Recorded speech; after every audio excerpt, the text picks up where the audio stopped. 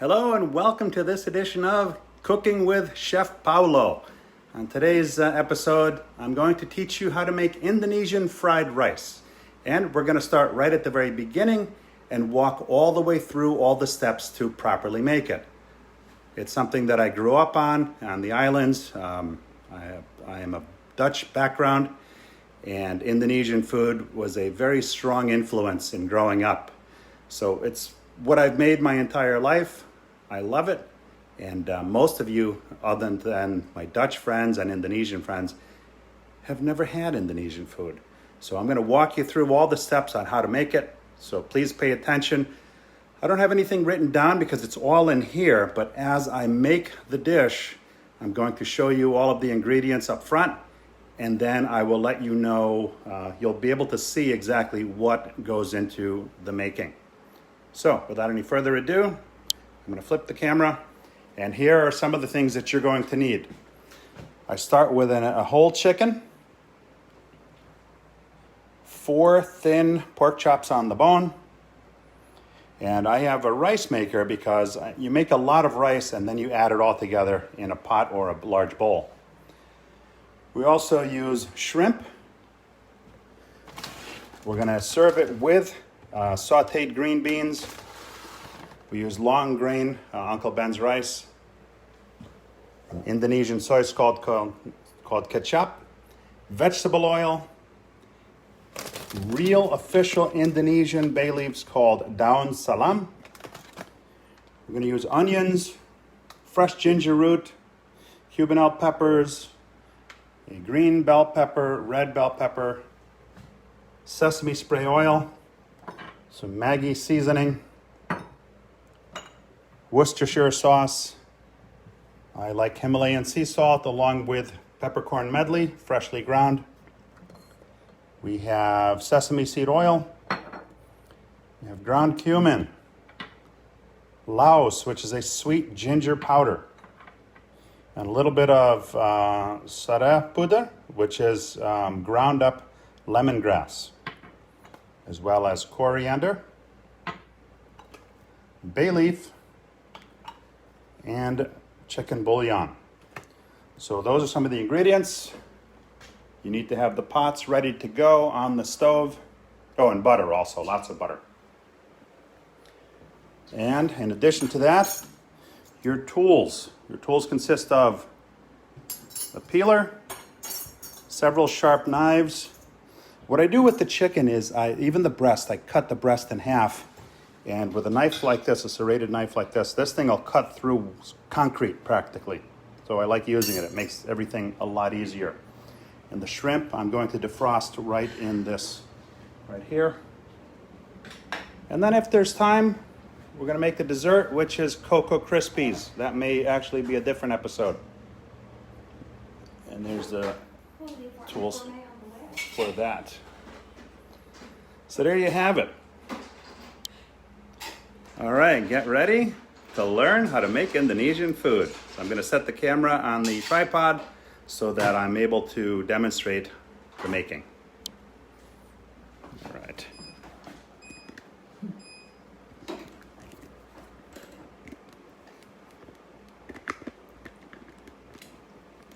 Okay.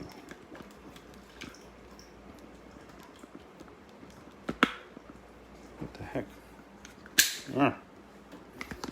Technical issue here. Oh. Okay, there we go. Mark Montgomery, do you know what time it is? All right, let's just get everything set up. All right. Okay.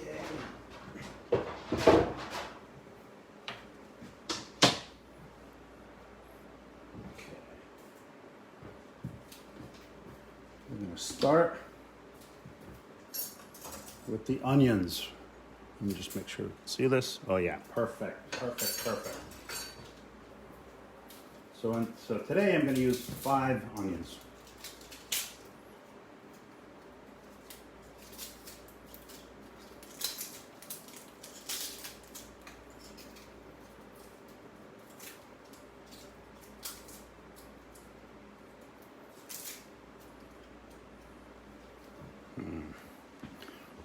to do this over the sink, it looks like.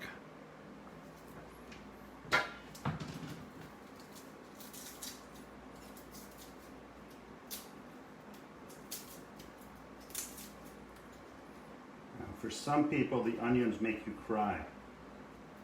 For others, they make the onion cry.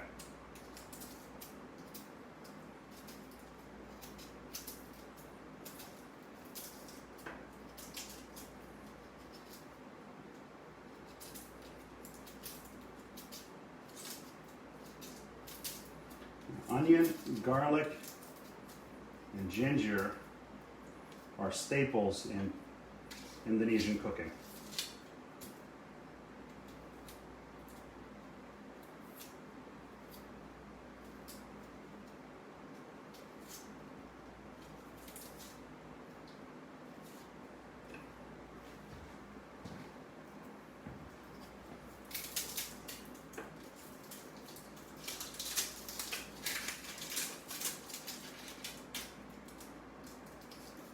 If any of my Dutch peeps are watching this right now, feel free to share this in your Dutch groups, because I'm sure not everybody knows how to make this. And sharing is caring.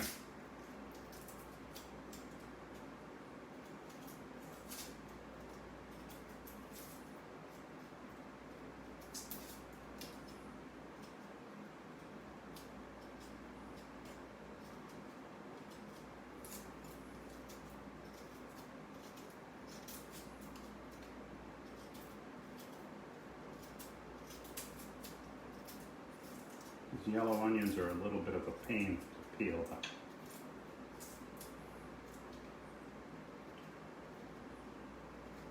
There's nothing like the flavor of fresh onions. Yep. To trim the end piece off on both ends.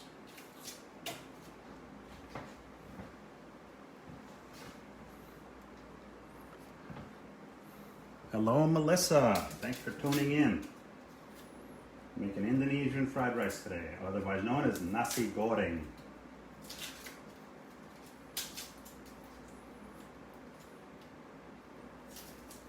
If you don't have all the ingredients at home, chances are some of them won't be at your grocery store. You can buy them on Amazon.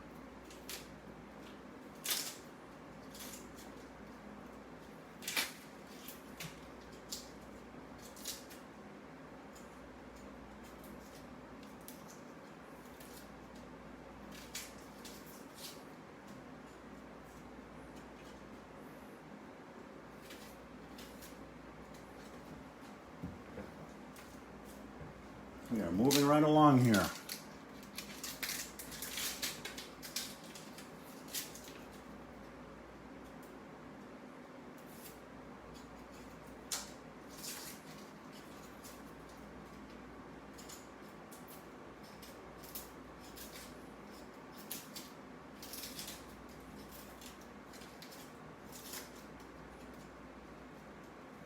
If you peel them quickly, then they won't affect your eyes as much.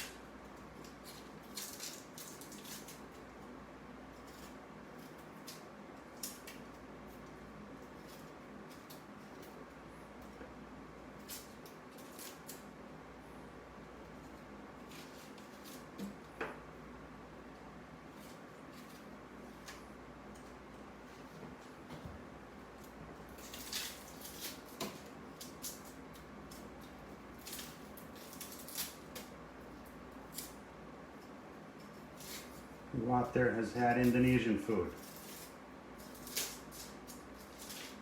It's different than Chinese or even Thai or even Indian. It's got unique flavors unto itself.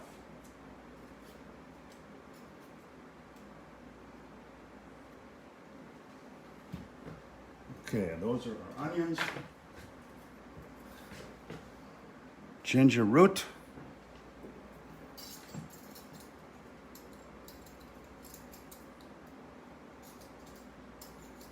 Love this peeler. This thing is super sharp. Of course, you also have to watch that you don't cut your finger. It's so sharp. The tools are always half the job any endeavor.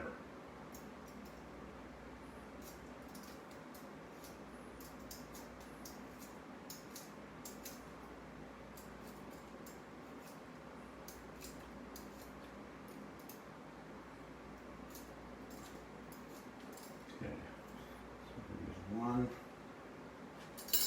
You know what? I'm going to use half of this. The other half I'm saving for the vegetables later.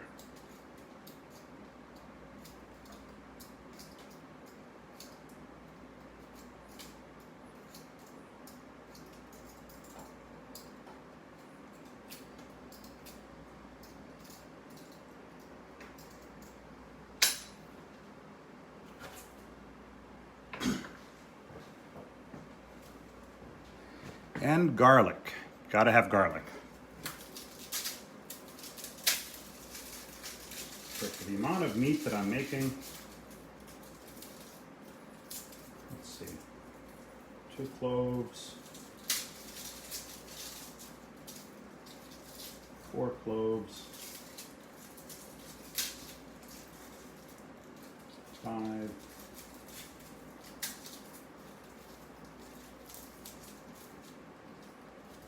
quite a bit. Okay, we're going to use about 6 cloves of garlic.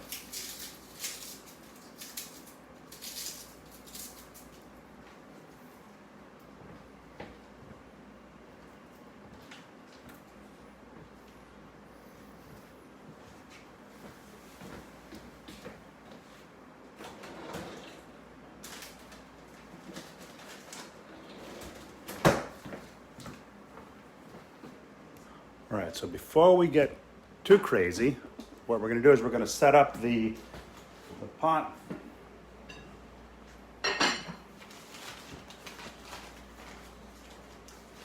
We'll stick the butter in there. Turn this on. So once the butter melts, then we're going to add a little bit of vegetable oil to it. And then we're going to throw in our chopped onions. All right, so while that's going,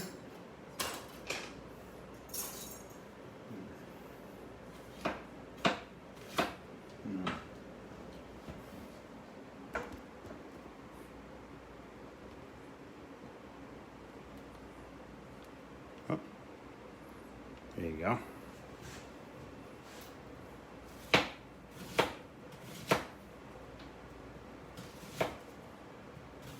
Onion makes or breaks any dish, particularly Indonesian dish.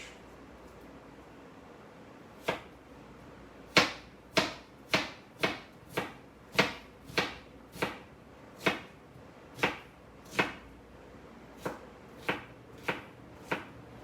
just want to chop it up about that size.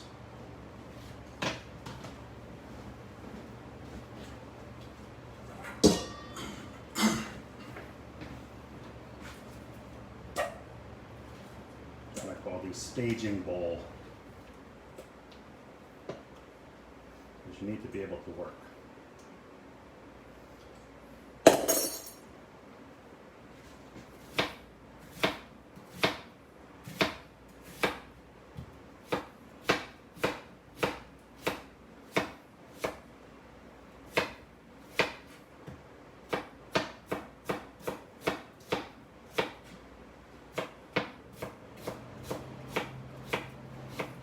Sharp knife makes all the difference in the world.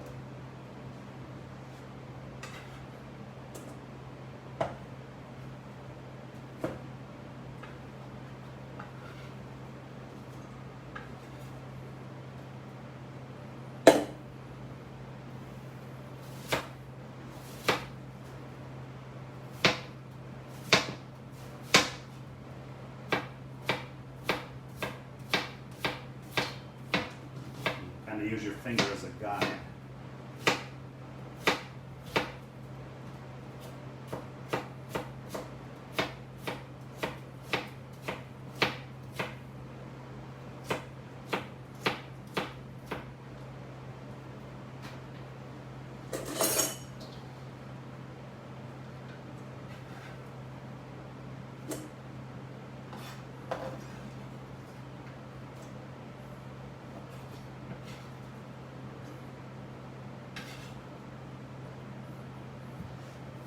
moving right along here.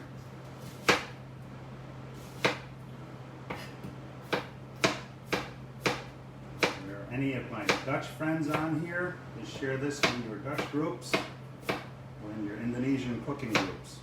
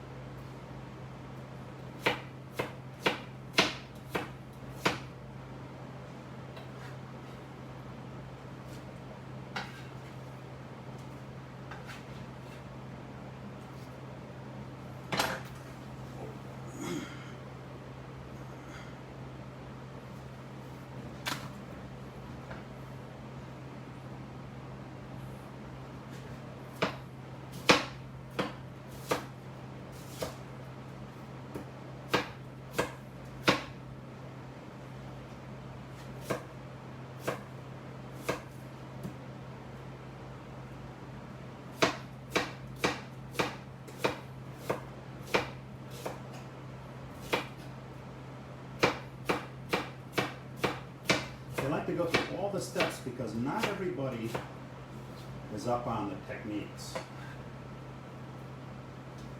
And when you show all of the steps, it helps those that aren't.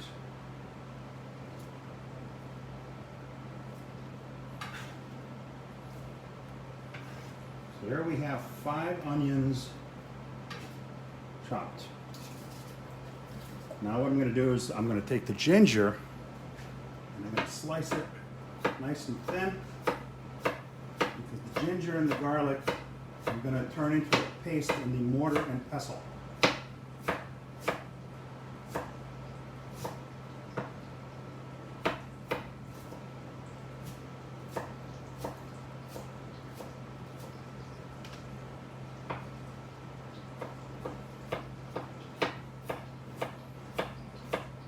Now what you can do, if you want to pre-chop this, you just basically put the knife down, hold it on one end,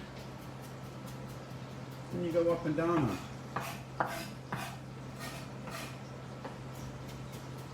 That pre-chops it. It's really personal preference.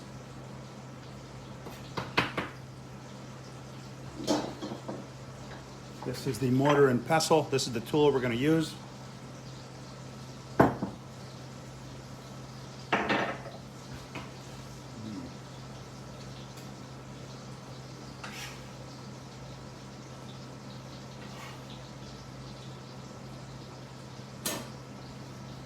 Okay, it looks as though, by the sound of things, it sounds as though the onions are ready to be put into the pot. So now what I'm going to do, you can see it's nicely melted. We'll put our onions in here. Put the fan on low.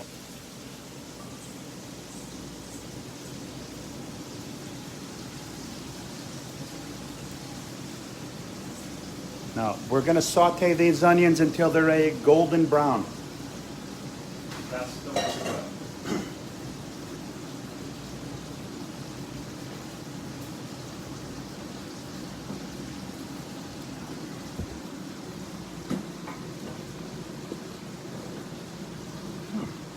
Oh, it's in here. So we need this spatula, because I use titanium pots. And this spoon. You never use metal on titanium pots.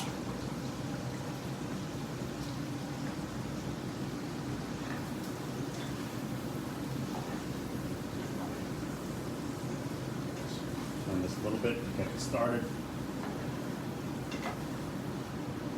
The onions coated so that they can cook down.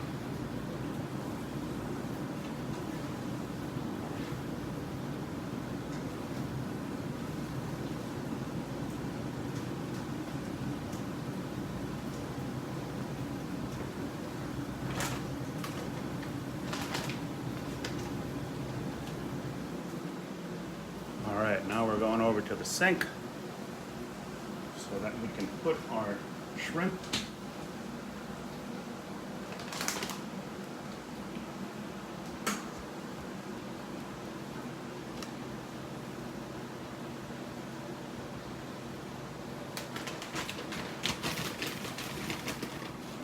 And it really depends how much you want. The shrimp shouldn't be the dominating force in this rice. It's just an accompaniment. 6, 7, 8, 9, 10, 11, 12, 14, 15, 16, 18. Yeah, that's about all we need.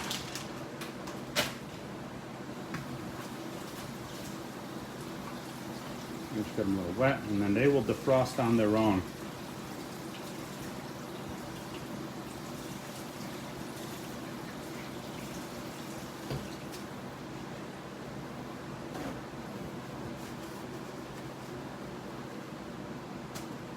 All right, so that's the shrimp. Now we're going on to the garlic.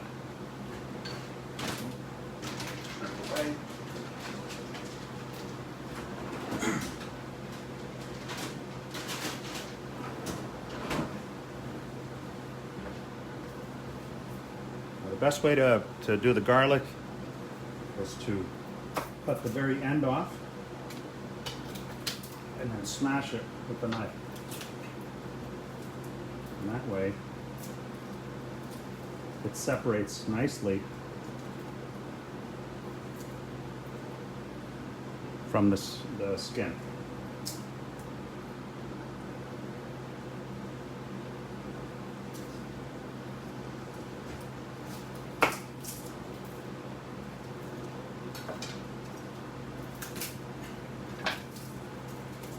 Look at that. Doesn't that make it really easy?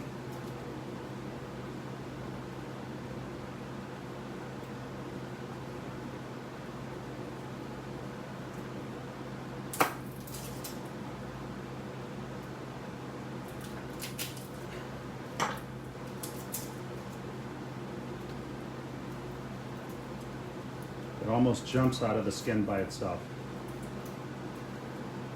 Makes it so much easier.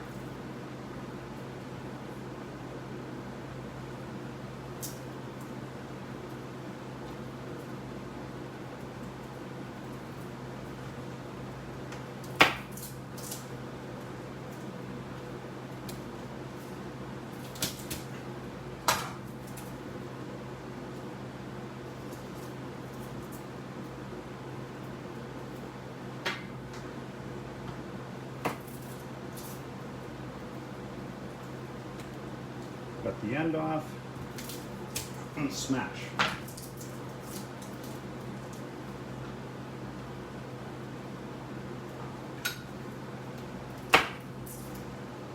That's the express way of peeling garlic.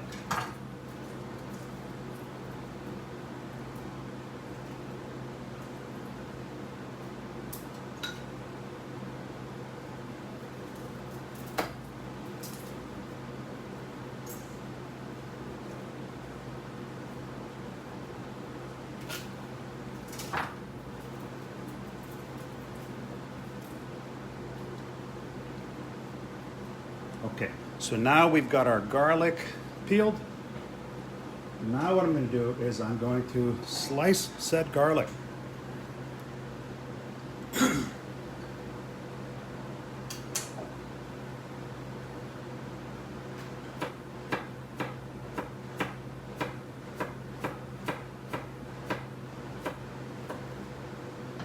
Well, almost lost that one.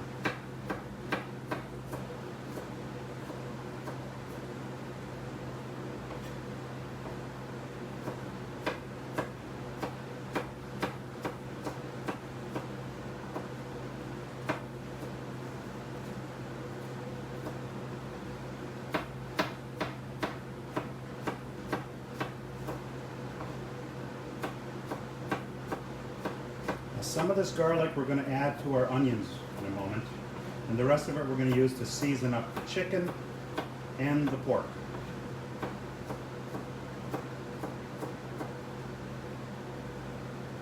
Okay, so now we've got our garlic right here, and like I said, the earlier technique of chopping, knife down on one end, and then just pivot up and down. So, Now what I'm going to do is I'm going to add the garlic to the mortar and pestle, where our ginger root is awaiting the smashing.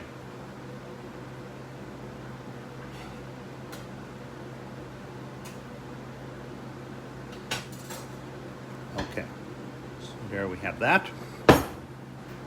Now, so what we want to do is we want to turn this in. Oh, I forgot. I wanted to add some of the garlic to the onions. So I'm just going to take a little bit out, like so. And we're going to go over to our onions that are sauteing right now. And we're just going to add that in. Sprinkle it in, so.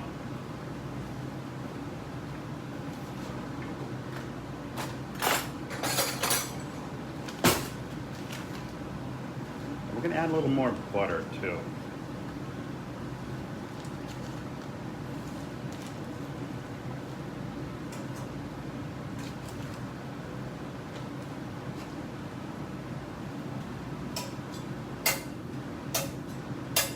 I know what you're thinking, that's a lot of butter, but just to let you know, if you ever go out to dinner, there is not a restaurant anywhere other than a health food restaurant that doesn't use a ton of butter in their cooking, just so you know.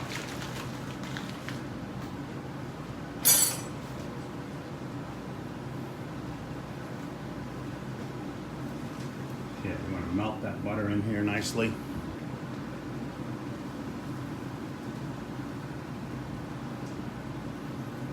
better disable the smoke detector before we get too crazy here. Invariably, it'll go off when I don't want it to.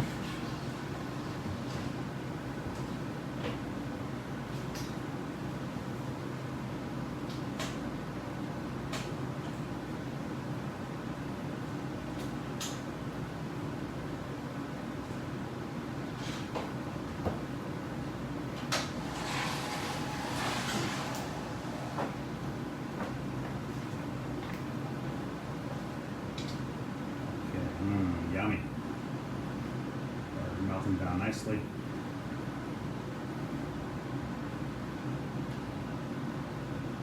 We're going to stir our onions. Remember, the onions need to be a golden brown before you add the meat to it. You can see these are starting to melt down, which is perfect.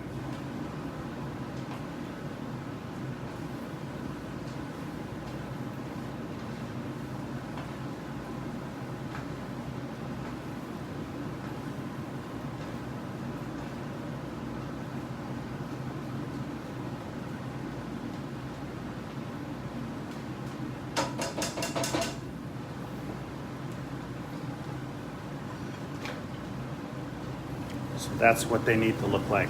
They're starting well on their way. Meanwhile, back at the mortar and pestle, now I'm going to teach you the technique for making these perfect. All right, so you're going to take this, and what we want to do, we want to gently start stomping this. If you do it too hard, the stuff ends up flying out of the mortar and pestle. You don't want that. We want to turn the ginger root and the garlic almost into a paste. And that paste we're going to rub into our meat, because the flavor that it pulls from that is somewhat different than if you didn't.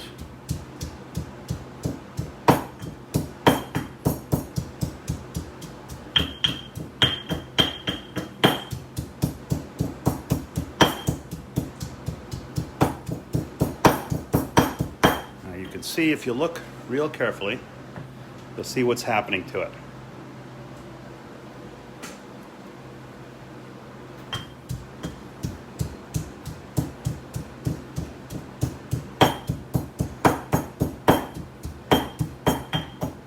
If you don't have a mortar and pestle at home, you can buy one in the store. I think places like Bed Bath & Beyond have them. Probably the Christmas tree shop, Or, as with anything else, you can buy it on Amazon.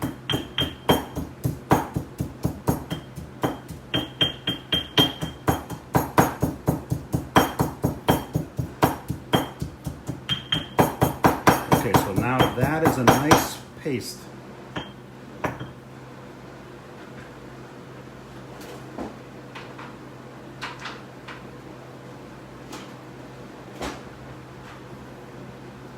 I don't like to waste any of it, so I make sure that every morsel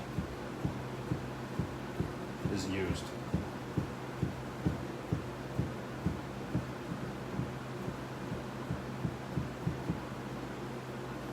Okay, just put that aside.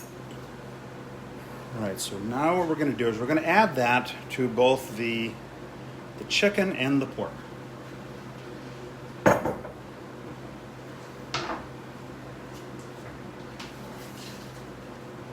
Chicken.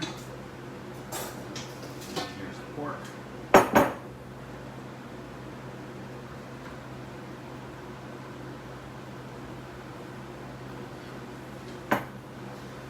All right, so I have more chicken than I have pork.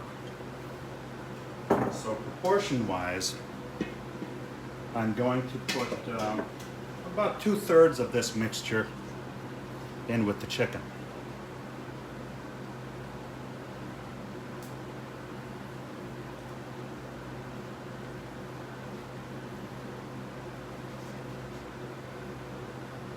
The rest of it with the pork.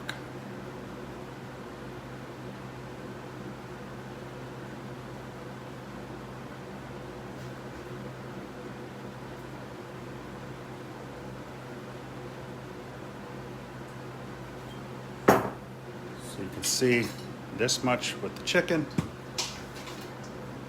this much with the pork. Now we're going to add some of our seasonings to the chicken and pork. First thing we start it with is ground peppercorn medley.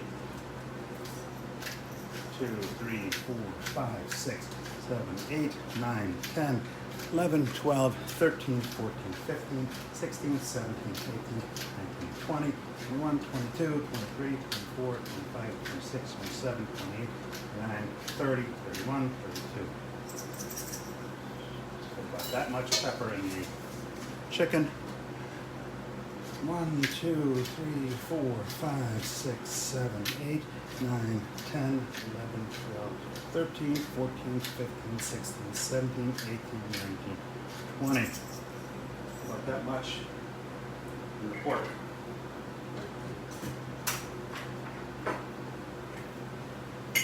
Himalayan sea salt.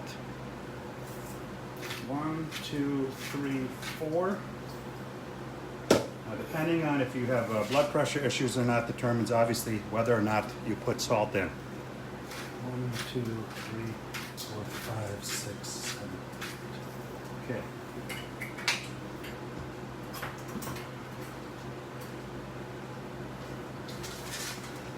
To the pork, I'm going to add Worcestershire sauce. I'm just going to douse some on there, like so. And to both the pork and the chicken, I'm going to add Maggi seasoning. 1, 2, 3, 4. 1, 2, 3, 4, 5, 6, 7, 8, 9.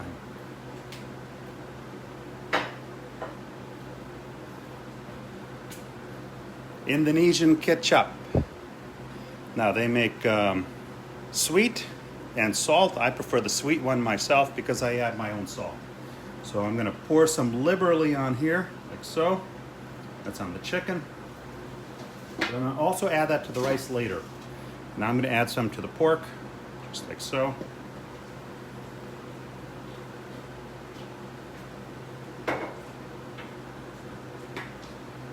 Ground coriander. 3, 4. A little bit. 1, 2, 3, 4, 5, 6. Wrote this. Ground cumin.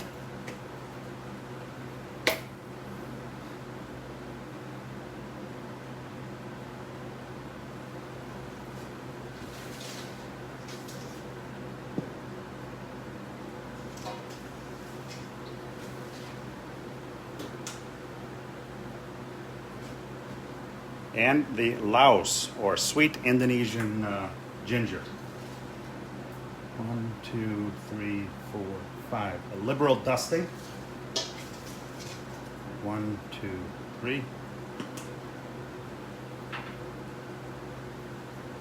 The lemongrass I'm only going to add to the chicken. 1, 2, 3, 4.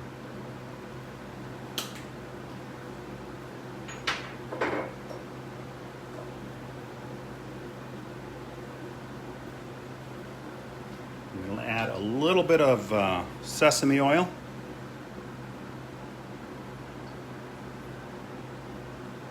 The chicken.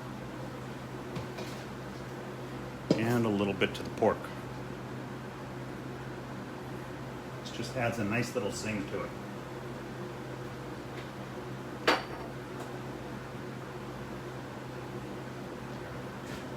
Okay, so now I'm going to make sure this is nicely mixed up.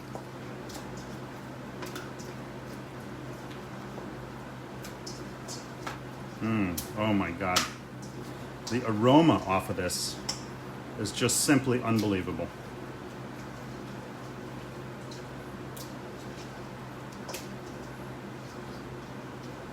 So we make sure it's nicely coated, as you can see here. And I'm just going to rinse my hand off.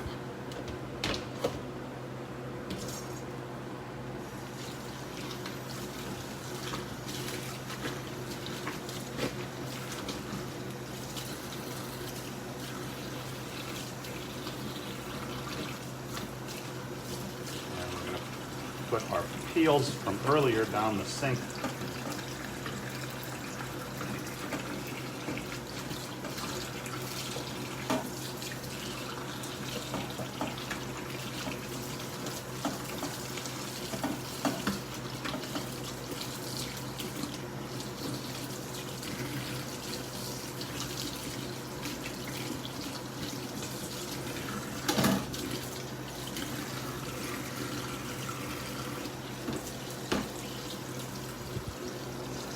Okay, now we're just checking on our shrimp to make sure that's defrosting nicely,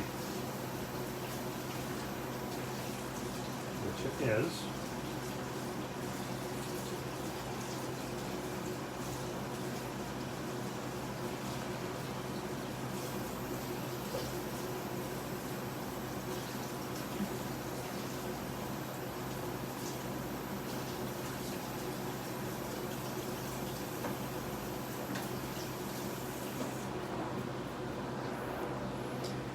Okay, we're going to go back to our chicken now. I want to make sure that the chicken is nice and evenly coated.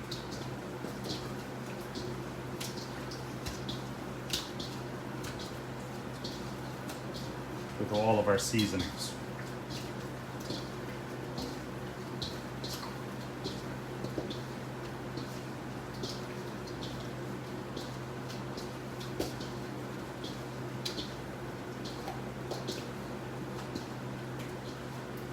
All right, so now the chicken is nicely done.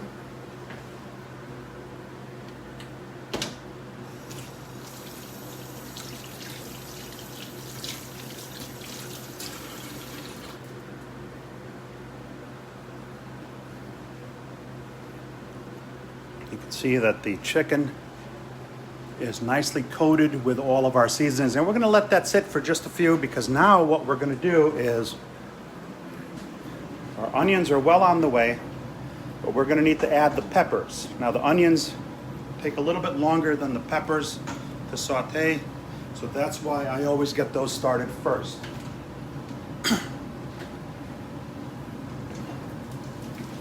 Oh yeah, see? Now look at that, starting to get brown, and that's what we want. Oh yeah, this is how it's done.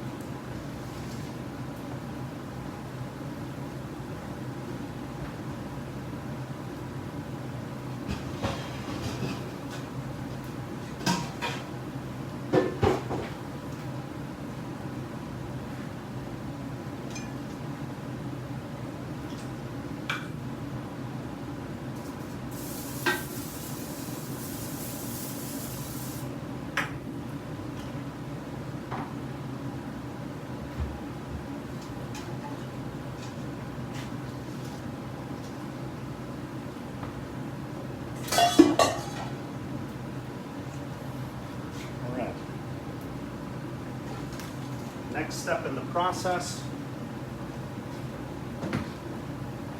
Now we're going to need to add our peppers to the onion mixture. So we're going to use half of a green pepper, 1 cubanelle, and 1 red.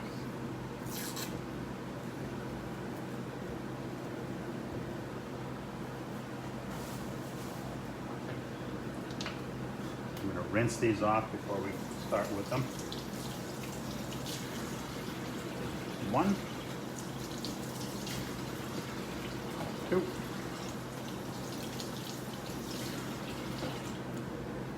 3.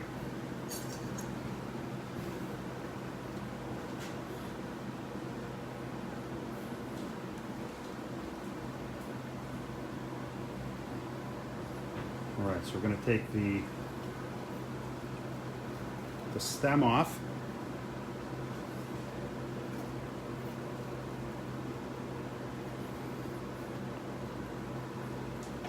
It just pulls out. That's what we want. And cut that in half, because I only want half for this part of it. And we're going to remove the stem. So that's what that looks like. I'm going to remove the stem here as well.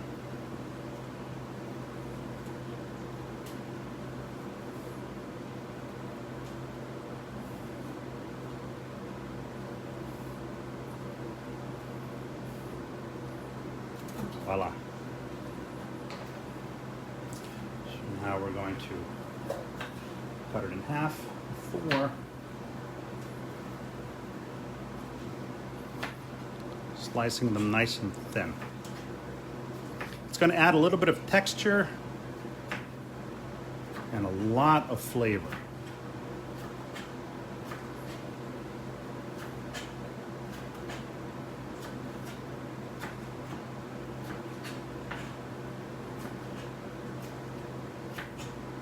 I'm going to add that right to the onions.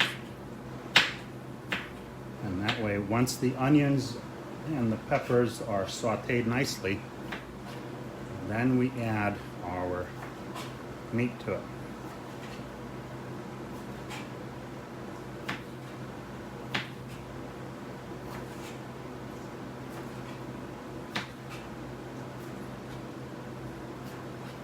Hopefully you can see the process here. Make sure your knives are very sharp, because that makes all the difference in the world.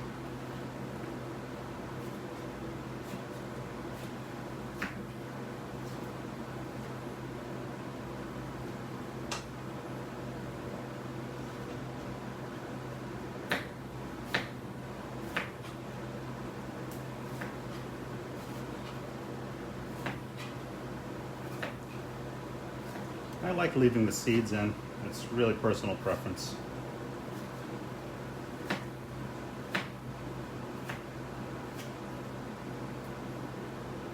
I guess it depends on your digestive tract, whether or not you're somebody that can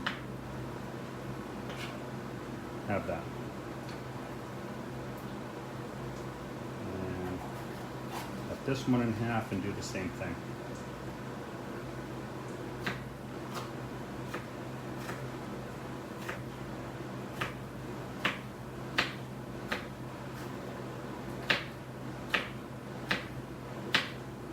Pepper always adds a nice flavor to any dish.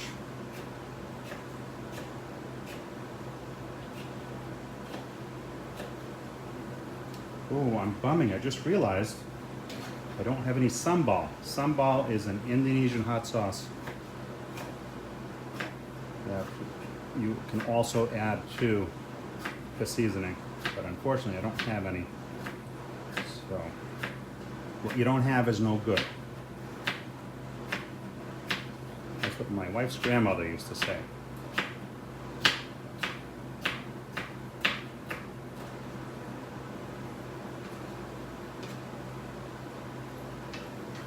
Okay, so now you can see the pepper is prepped. Let's go back over to the stove.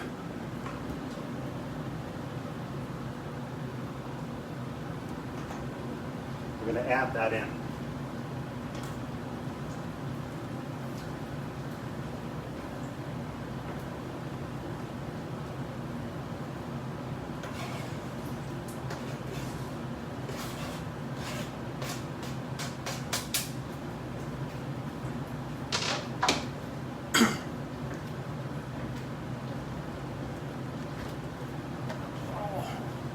Just going to add a little bit of vegetable oil. Not that much to do it.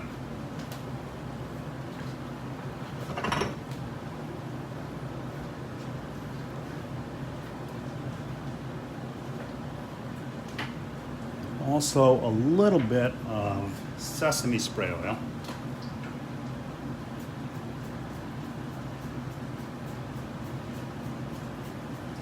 What's happening here is we're blending a bunch of flavors.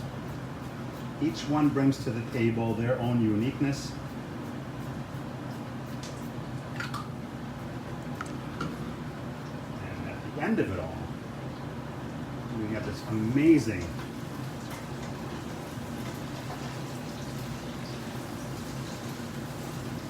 stuff going on.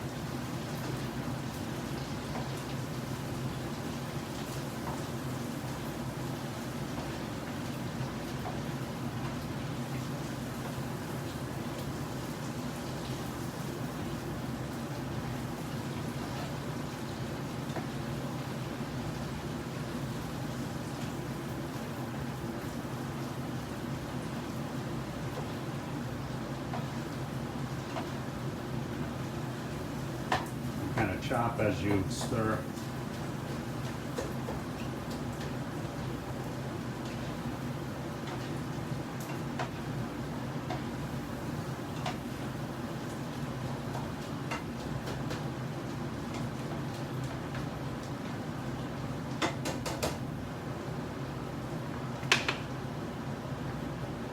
So the onions are done, are well on the way, and you know,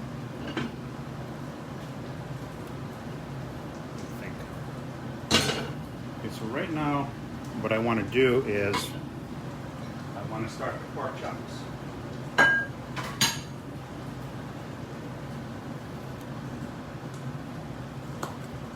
So I'm going to take some sesame oil.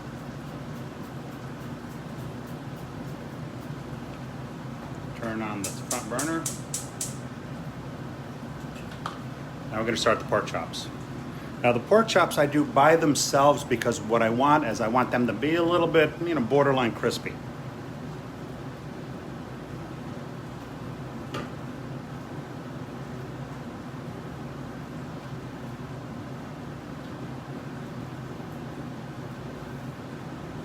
So while we're waiting for that, we're gonna work on our shrimp.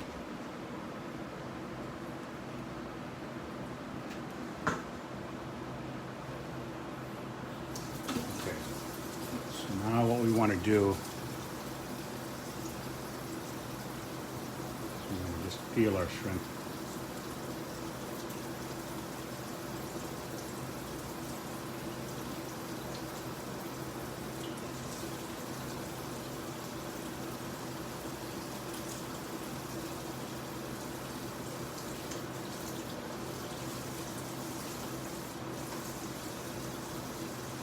I hope you're finding this informative, and that for a lot of you that this is something new that you've never made before.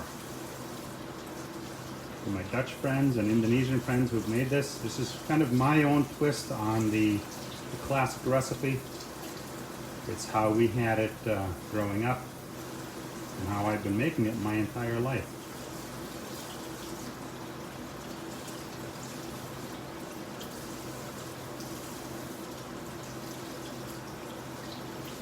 Unfortunately, in the Northeast, there are not a lot of Indonesian restaurants. I think there's one in Queens. There were a couple in New York City that had gone out of business. So when I want to have authentic Indonesian food, I cook it myself. But then I've made it my entire life, so this is exactly how I like it. So I know that it always comes out good. And if you follow these instructions explicitly, yours also will come out really good. There's really no mystery to Indonesian cooking.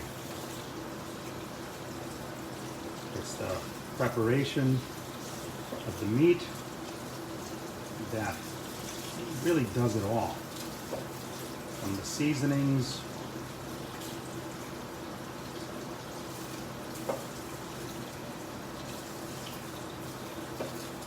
cooking,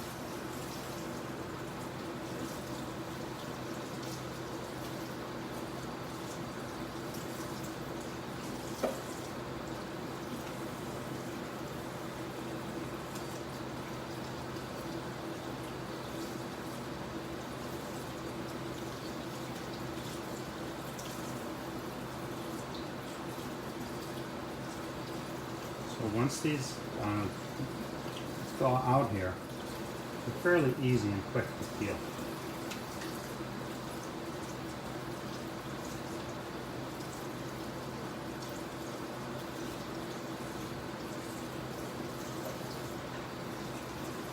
And as you reach down, you can feel the ones that still need to be done.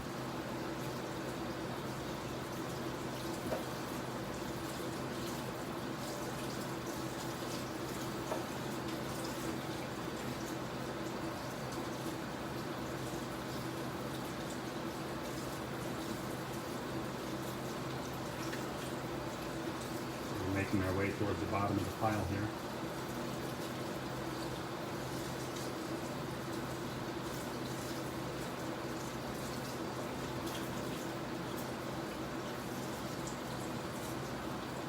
And our sesame oil should be just about heated to start the pork chops.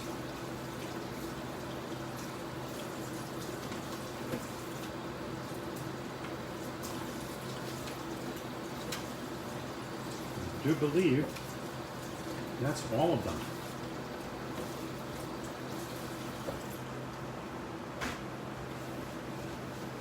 Okay, so let's make our way back to the stove. Now we're going to add in our pork chops.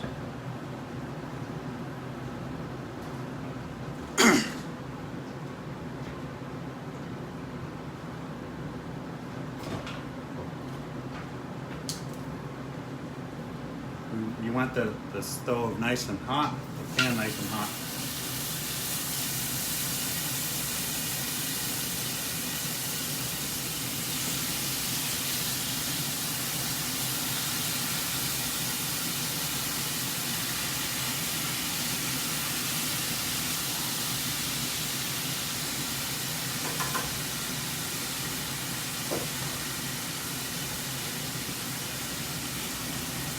So that's what's happening now with pork chops. So we're going to let that get crispy on one side. And now let's go back over to the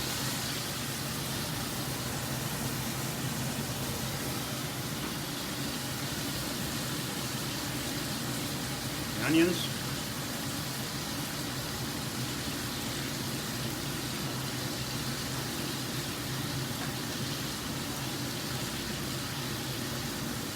Okay, so these onions are now sufficiently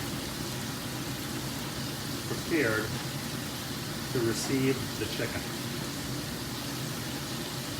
But before we put the chicken in, we've got to add in a couple of remaining ingredients.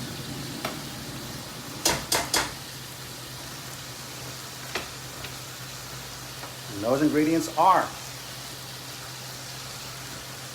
the bay leaf,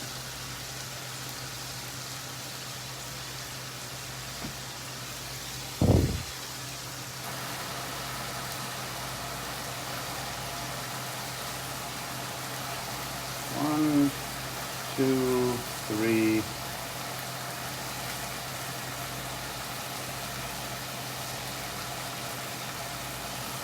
four, five.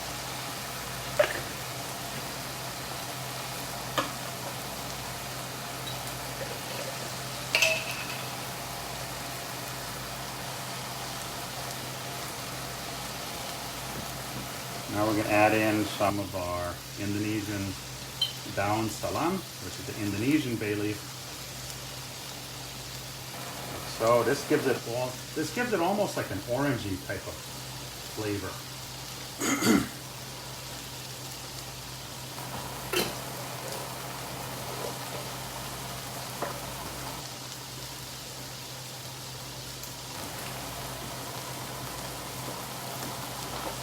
Mix that in. Then once this is all mixed in, then I can add the chicken to it.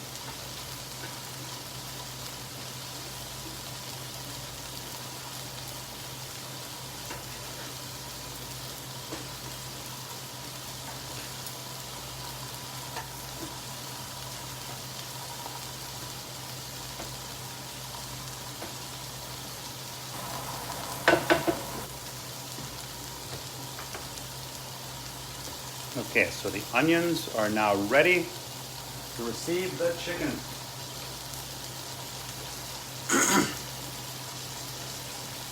And again, this is a whole cut up chicken.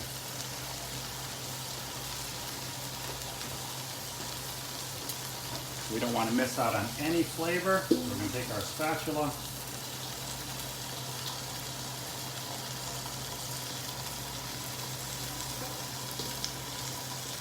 Make sure that we get every drop of seasoning and garlic and ginger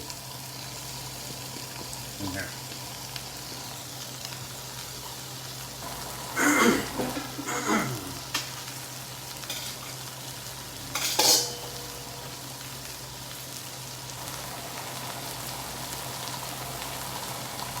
Hello, Andrea, making Indonesian Nasi Goring. This is an Indonesian fried rice. So now what I'm doing is I want to make sure that the chicken is spread out here.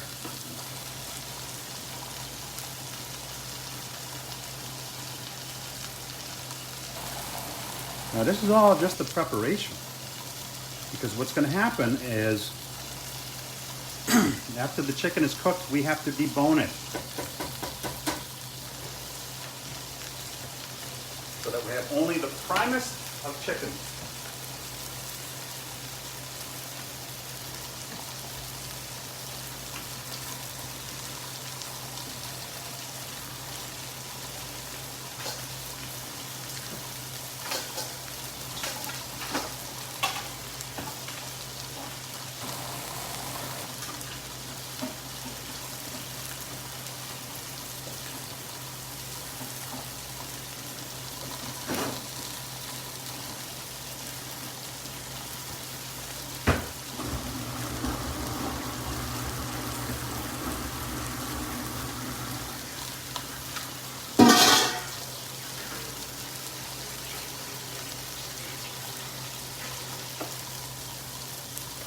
All right, so now what we're doing is we're looking at the pork chops, which what happens as they start to get done is that it's almost like they want to lift off the pan. That tells you that you're well on the way.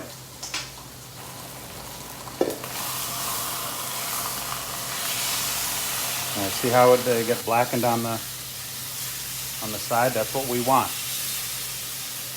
Because when we cut these into little chunks to add to our fried rice mixture, exactly what we want. So I'm going to turn this down just a hair. I do want them blackened. In the meantime,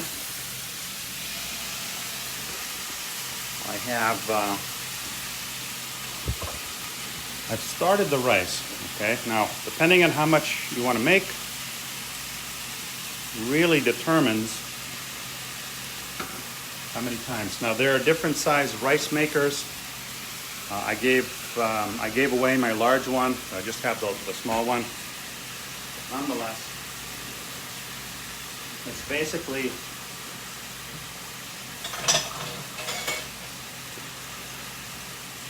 one of these cups of rice with 1 1/4 cups of water. That's how you do that.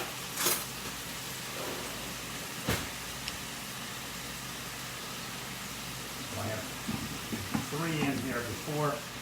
I guess I could have made 4 because there's plenty of space. I'll take this out.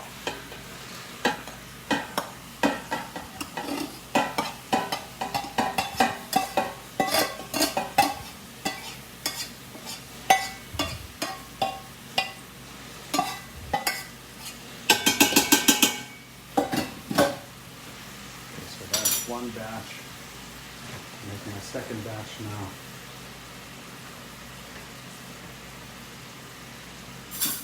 One.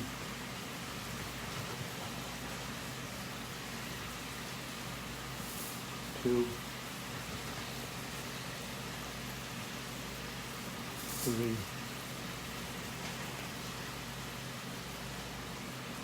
4.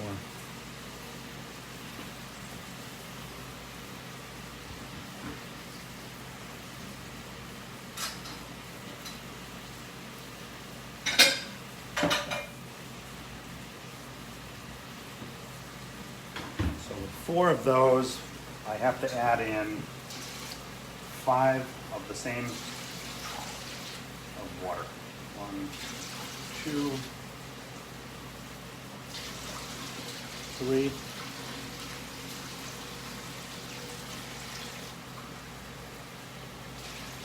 4, 5.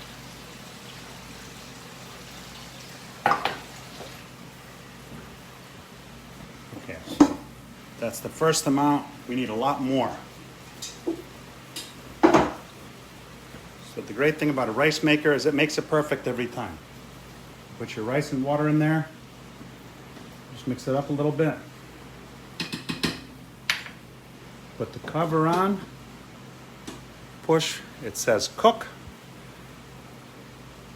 And then when this is done, it'll go to the warm button here, which is amber color. And then we're good to go. So let's go back to our pork chop.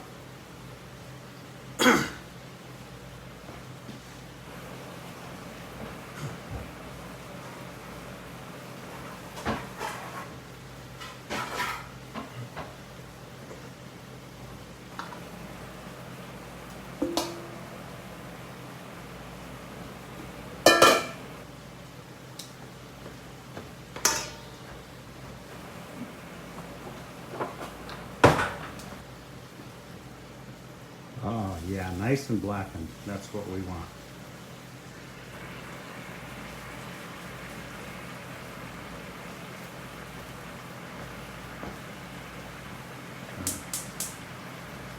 Back up to high because that's how we want it. So we're going to put it in this container because just like we're going to remove all the meat from the chicken bones and the membrane and the skin, we're going to remove only the primus of pork pieces.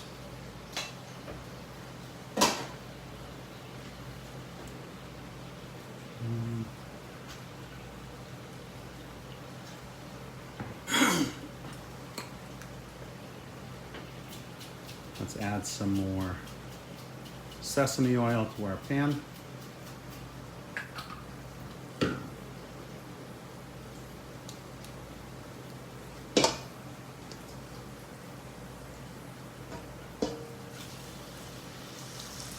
That's our last one.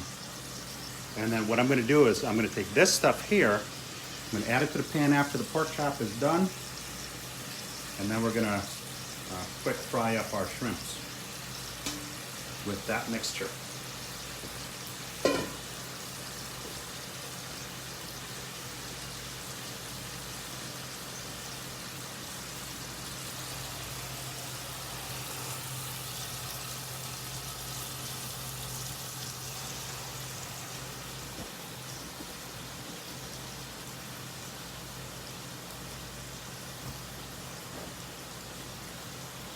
All right, time to check in on the chicken. Oops.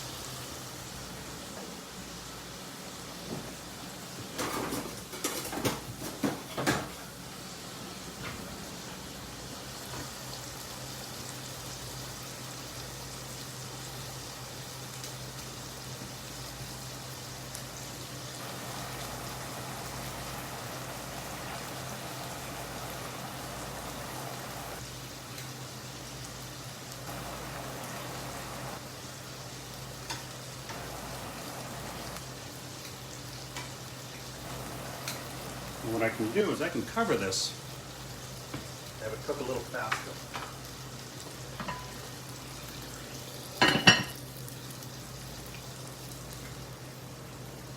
Let's keep an eye on our pork.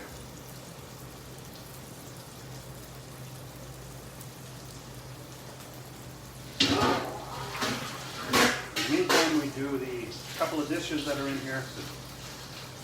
I like to have every dish done, but I'm finished with the last item.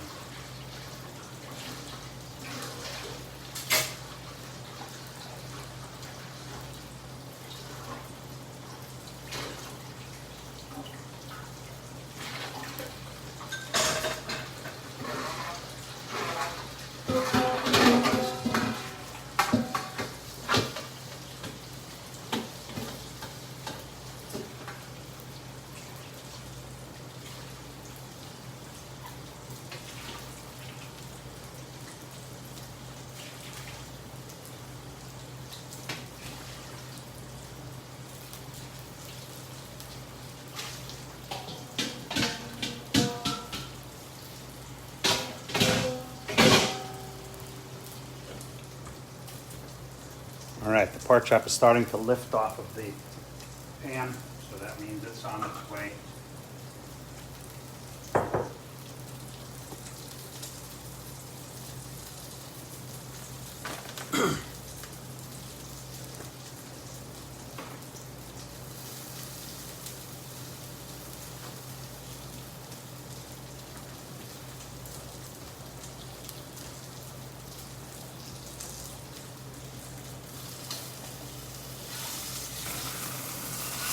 Oh yeah, that's exactly what we want.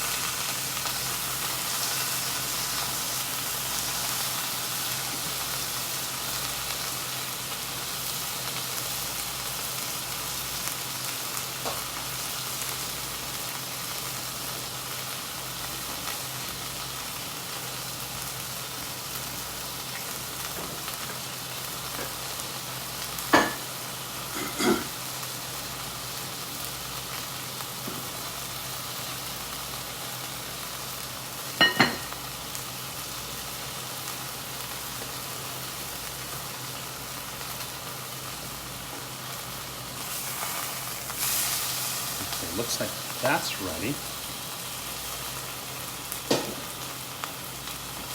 Add this to the other pork chops, and that's just going to sit there for a little bit. I'm going to turn this down again.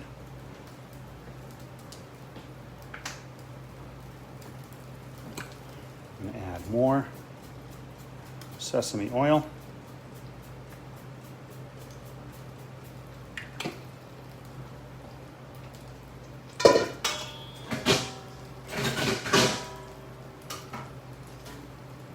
And we're going to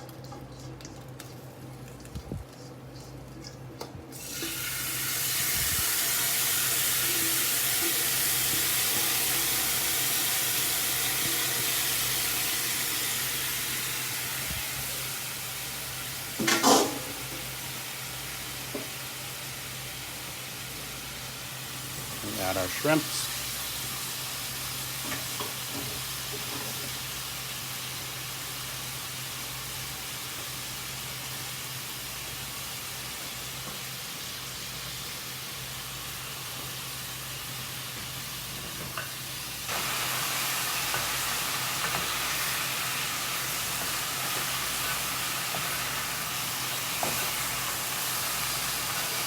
The shrimps don't take long at all to cook.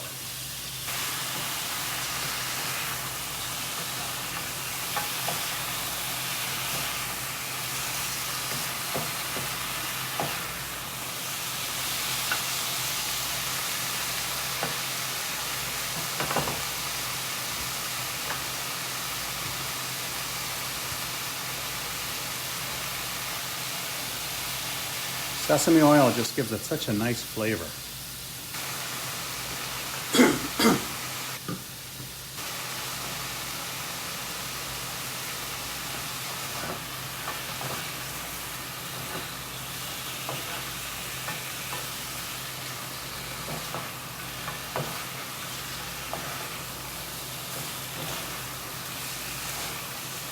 These are almost done. Just takes a couple of minutes or so, that's it.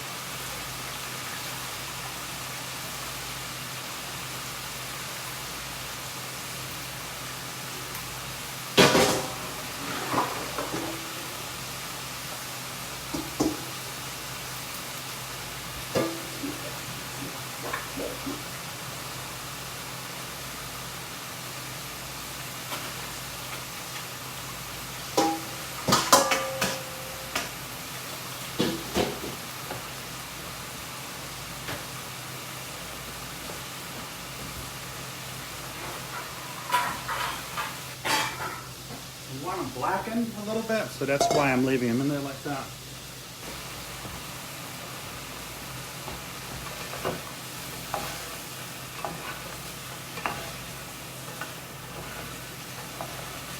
Perfect. So these are completely done now.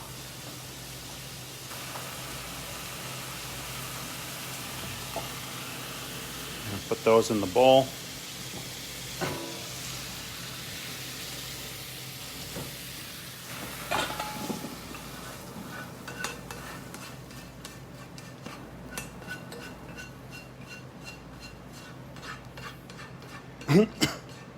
The flavors are so intense that you don't want to miss any of this stuff. You want to make sure you capture it all. All right, so that's what the shrimps look like.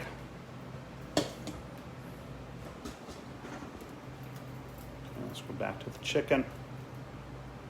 Probably gonna have to do some stirring of the chicken.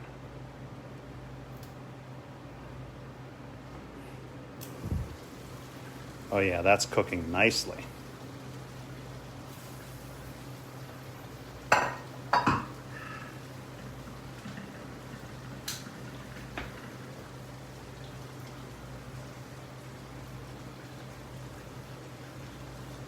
I could bottle the aroma.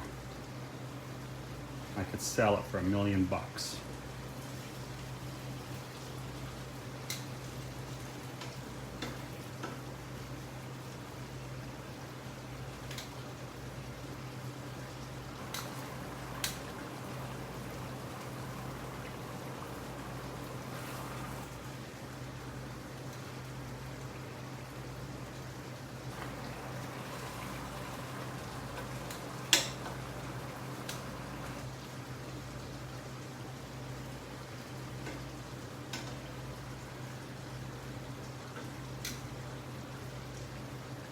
What's the great thing about this is, one of the many great things, is that it makes its own sauce.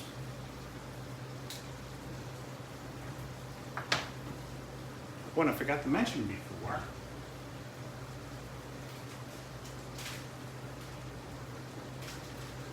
There's some dried vegetables. Hey, my friend from Saint Martin. No, Bonaire. Bonaire is on. All right, so I'm going to add some of this. This is dried vegetable stuff that I dissolve in water, and I add that to the rice and meat mixture.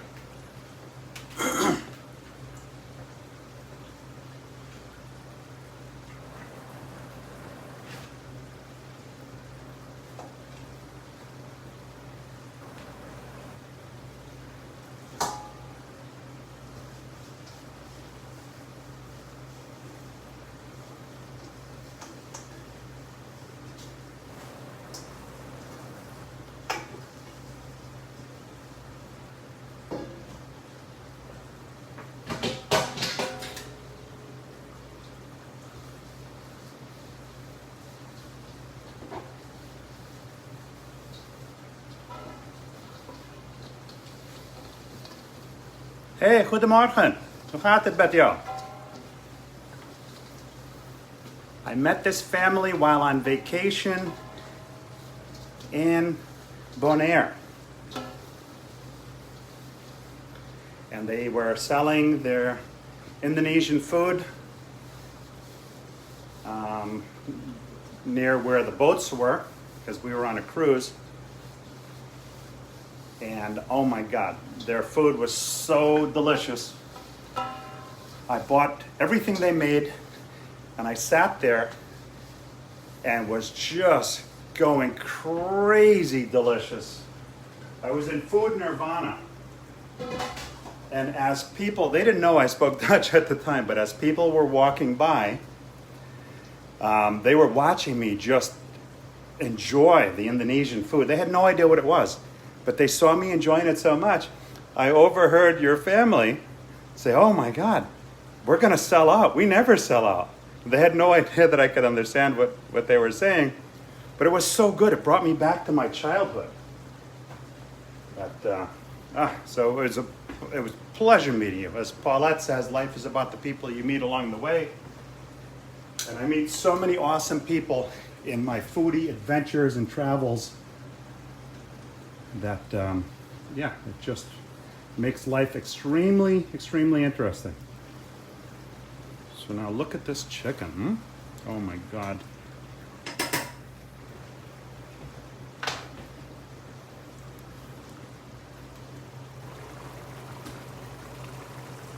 Now you can't smell. Say hi to her for me as well.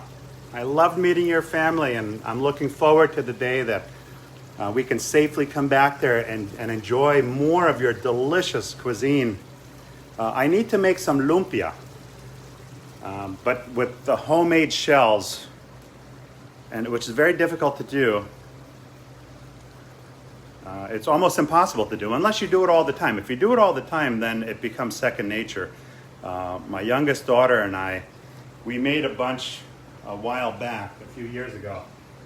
And of the ones that came out, whoa, they were absolutely delicious.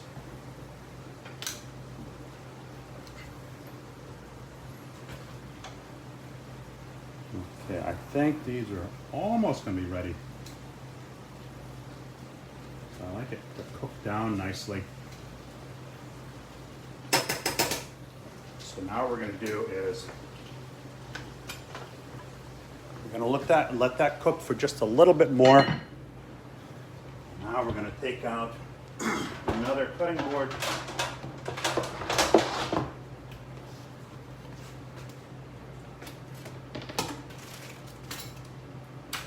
Because we need to now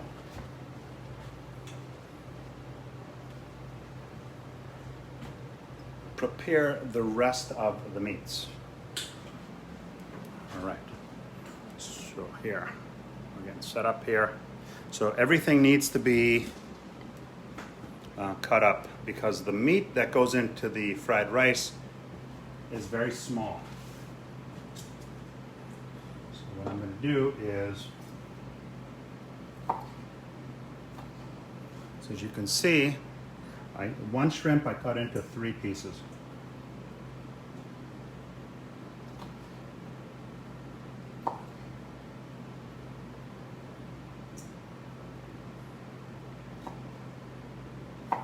It's about the size you want.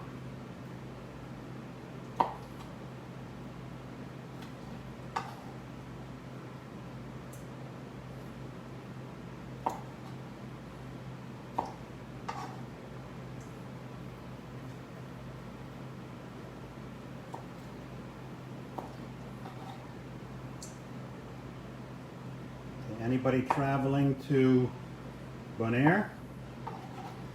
If you're going on a cruise, well, actually nobody's going on cruises right now.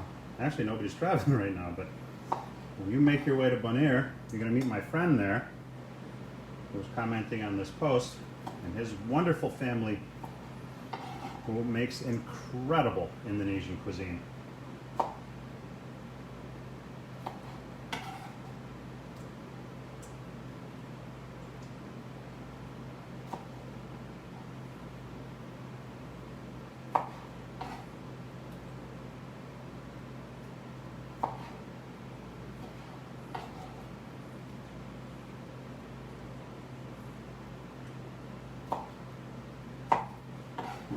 tell you that not everybody takes the same amount of care and time to prepare the meats as I do. Some people won't take the time to remove the meat from the bone, to trim all the membrane and the cartilage. People that won't take the time or the trouble. But it makes all the difference in the world.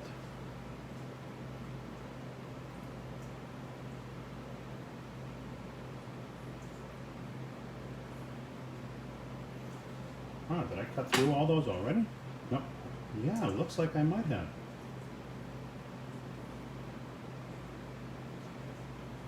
Okay, so this is the size.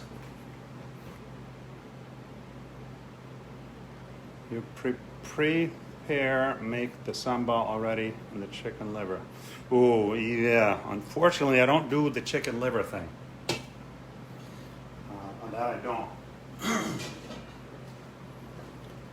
Now we've got to cut up the pork.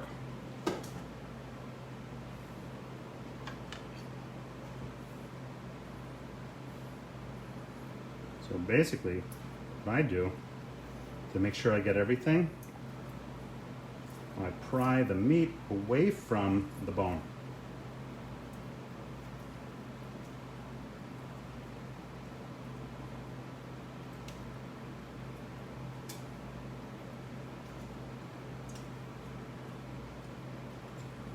That's how I do it.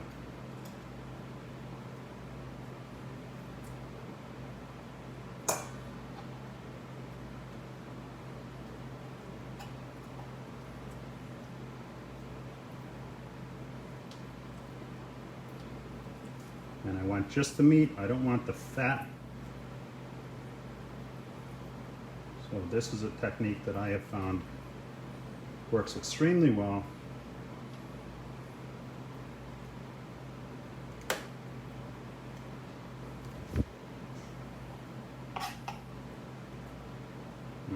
And then the crunchy piece.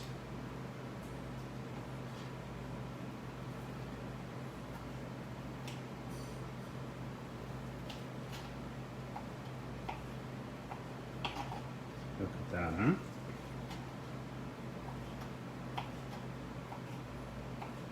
That's the way I do it.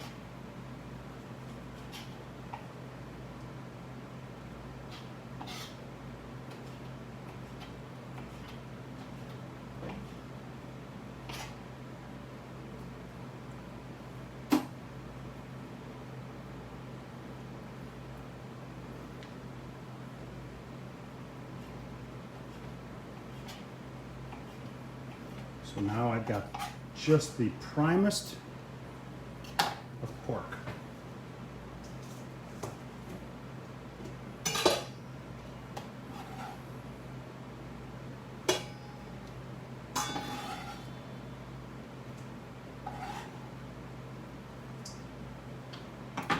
And we do the same thing with this. Oh yeah, look at this. The meat just falls off the bone.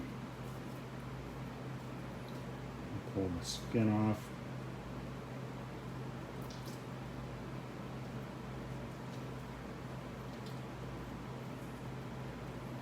It's all in the preparation.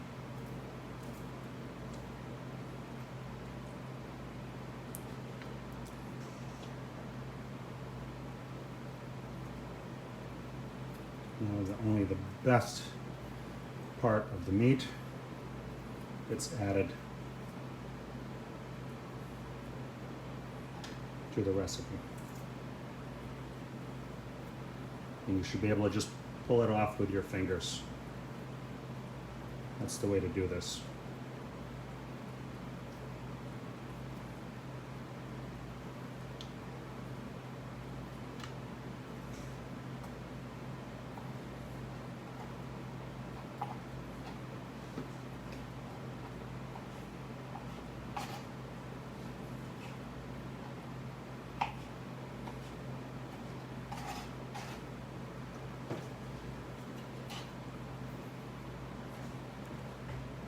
Making you hungry. I'm very hungry myself. I have not eaten anything today. But I'm looking forward to sampling this when it's all together. Okay.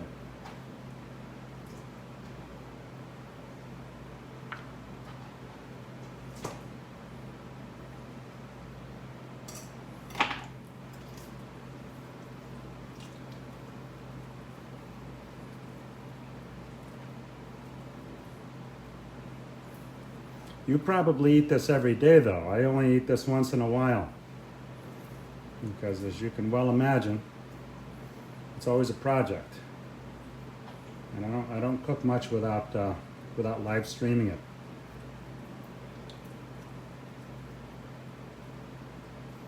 See, I removed the meat from the fat.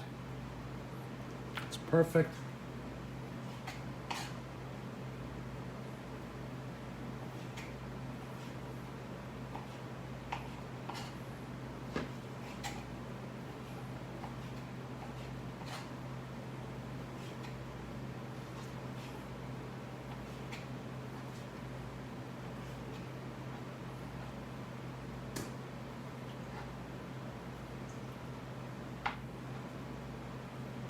All right, our last pork chop.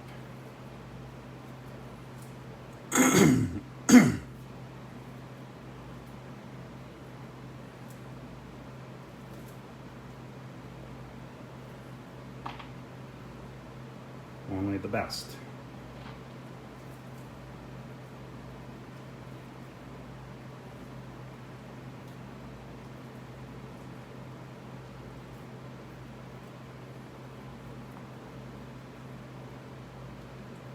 This is, I can't even describe the aroma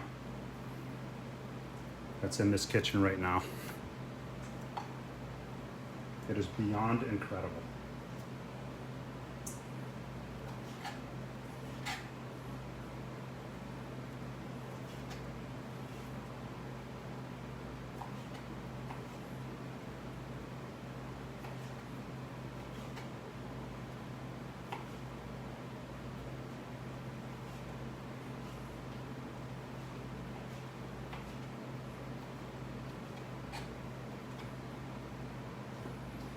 Okay, so that is pork.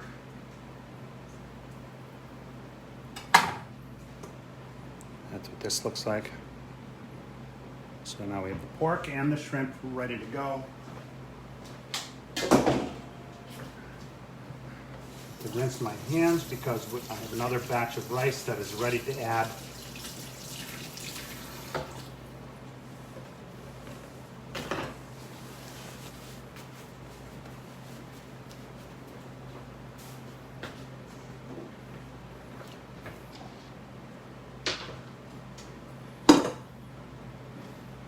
Rice maker is ready for the next batch.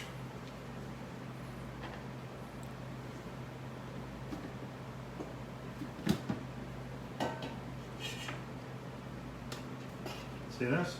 Perfect rice every single time. I shared a rice making video the other day in the group, on the group wall here, that I think was hysterical. Whoever made that was a genius because it was really, really funny.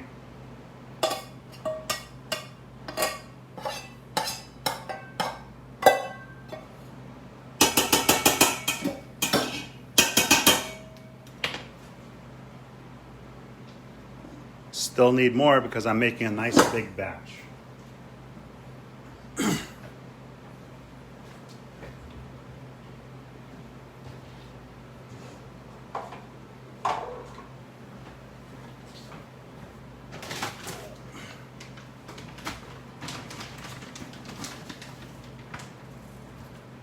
Whoa, almost put it in the wrong one. Wow. 1, 2, 3, 4,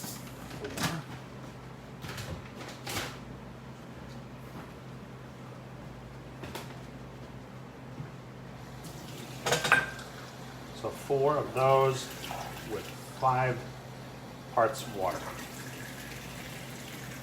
It's 2.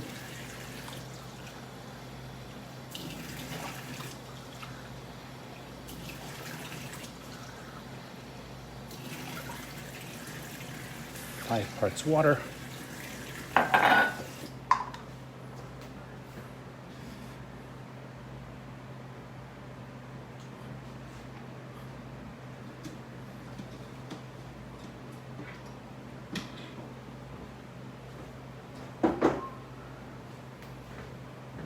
Okay, so 4 parts rice, 5 parts water. Push the button down. Close this. Voila. Okay, so now what we're going to do, the chicken should be sufficiently cooked. So we need to remove it from the pan. Oh yeah, look at that. Oh my God.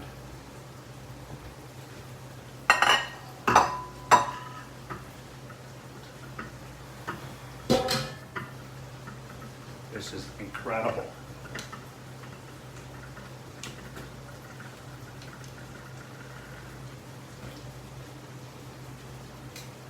Wow.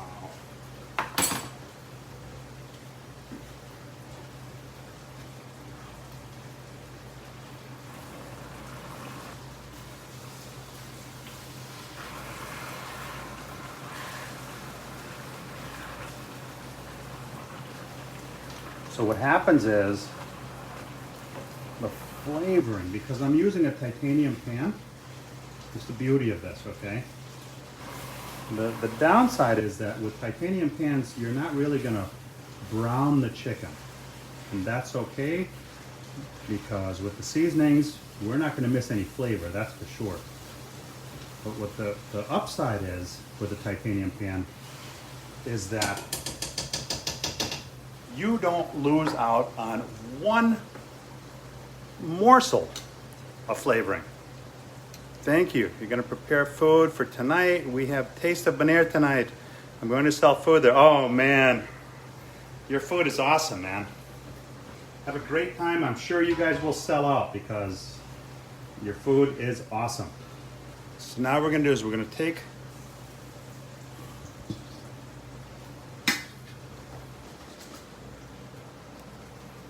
all the chicken.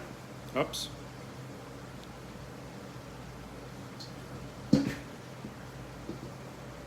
What's going to happen is, so we take the chicken out.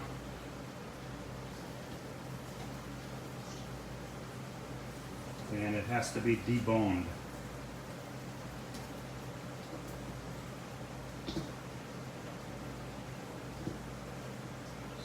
all the chicken comes out.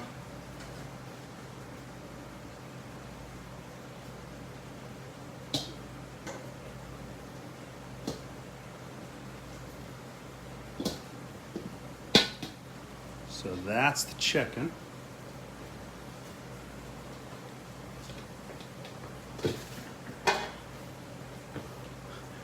I'm going to put this on super low.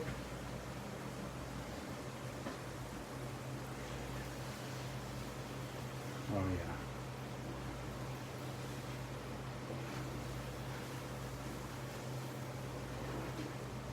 Now, every morsel of flavor that came off of the meat is now in here. Okay, we have not lost any of it. It's all in here.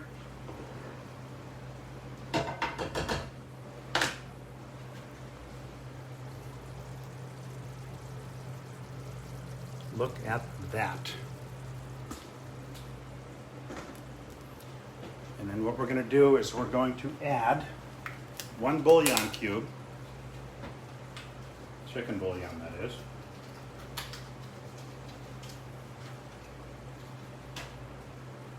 to this.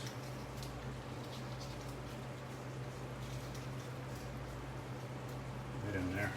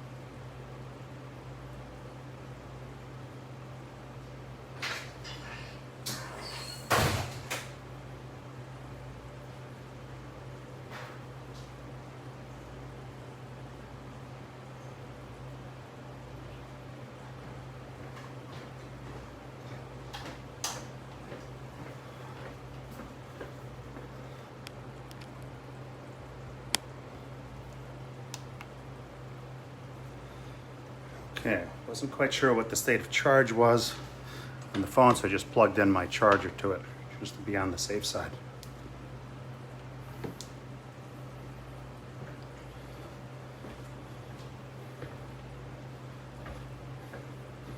All right, so we put a bouillon cube in here.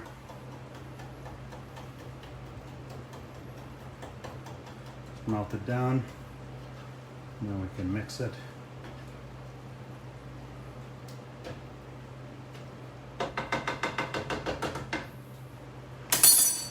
Okay, so that's on low cook.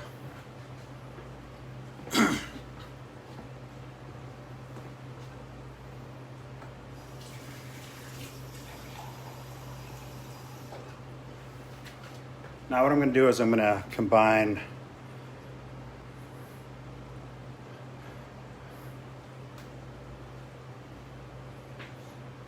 one cup of water,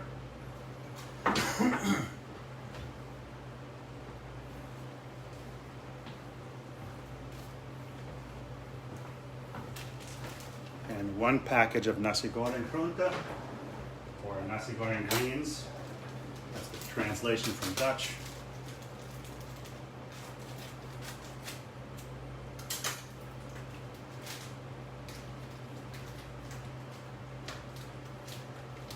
So it has the dried greens and some herbs and spices, which we add to the water.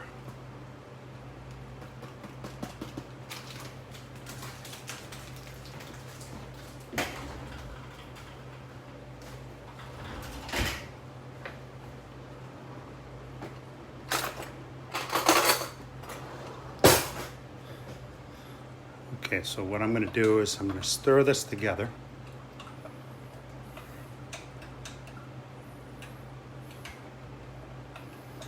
And I'm going to add that to the gravy here.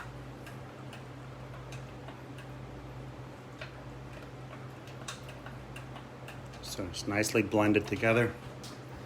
I'm going to add that.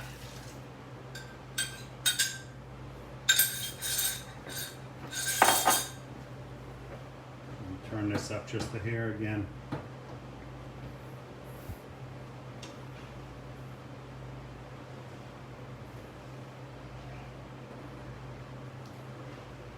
So all of this sauce is going to be added to the meat and the rice, and that will make the nasi goreng.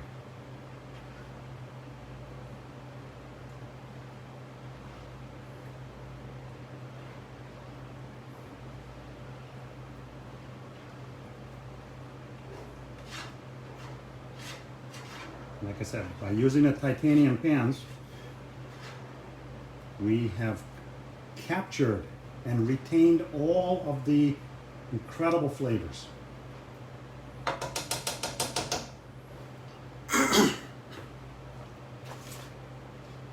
So we've lost nothing.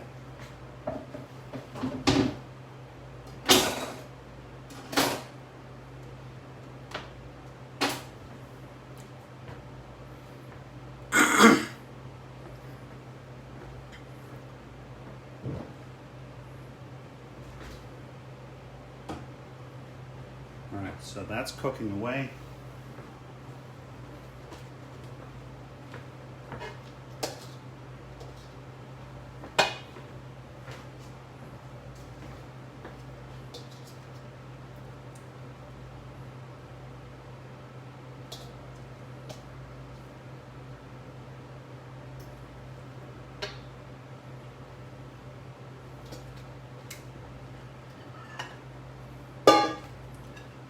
So we're going to cover that up so that cooks nicely.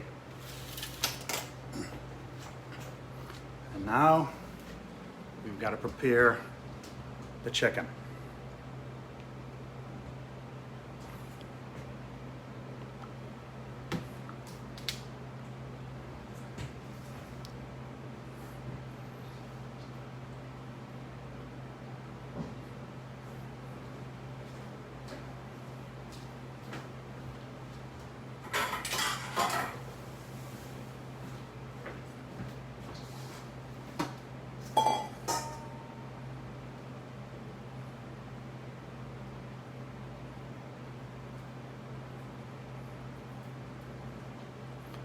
As you can see, I don't know if it's positioned correctly or not.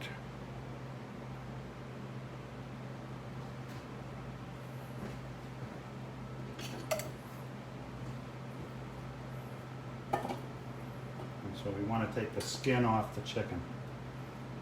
We want only the best parts. Ooh, still a little bit on the hot side. I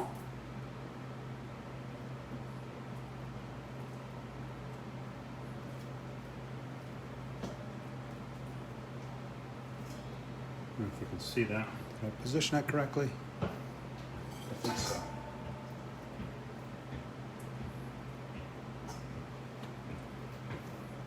Are you still filming? Yeah.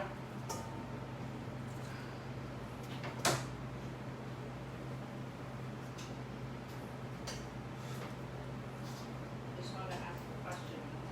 All right, hold on.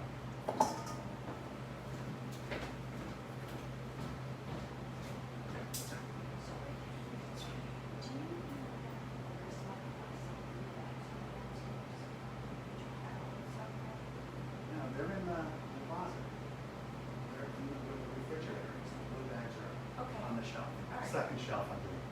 I mean, I'm talking about the IKEA ones. In about, oh, those. In the closet with the other stuff, perhaps. All right, no, it's okay. I just thought maybe they got snacks. I take him back for a little stroll. Okie dokie. All right, so we want to take the skin off.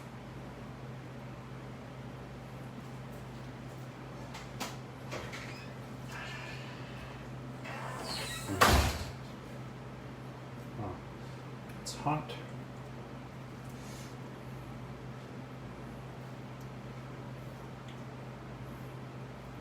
The downside to working with it hot is that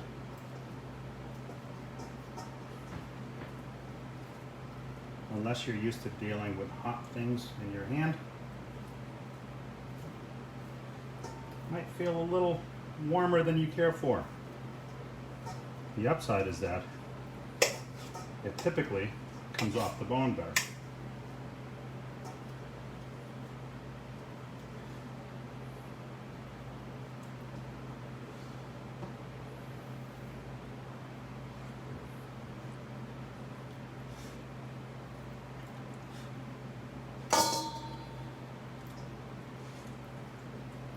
There's just no other way to do it.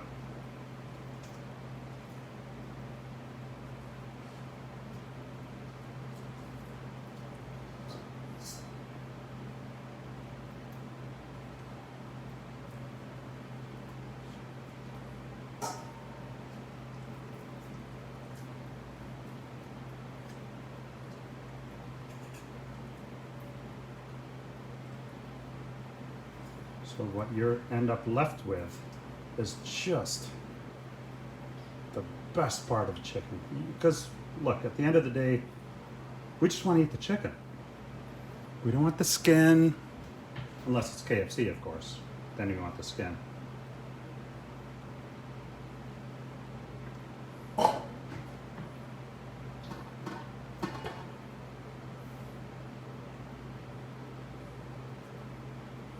But just the primest parts of the chicken is what I want.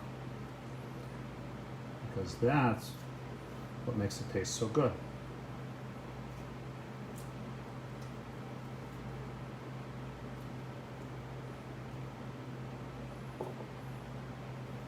Granted, you may not get every single morsel, but you know what? You'll get most of it. It's fat.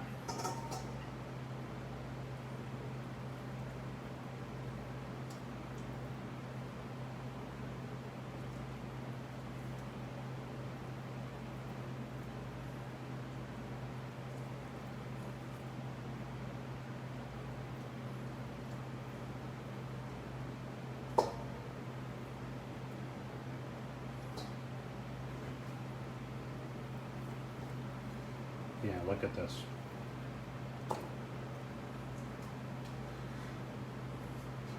And only the best will do.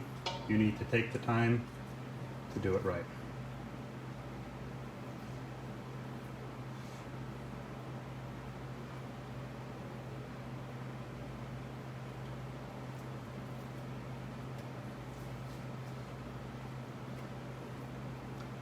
do it that way to make sure that I've gotten all of the meat off of the bone. And then once that's in there, then I break it up even smaller, because it's all of those smaller pieces that are what make it taste so good.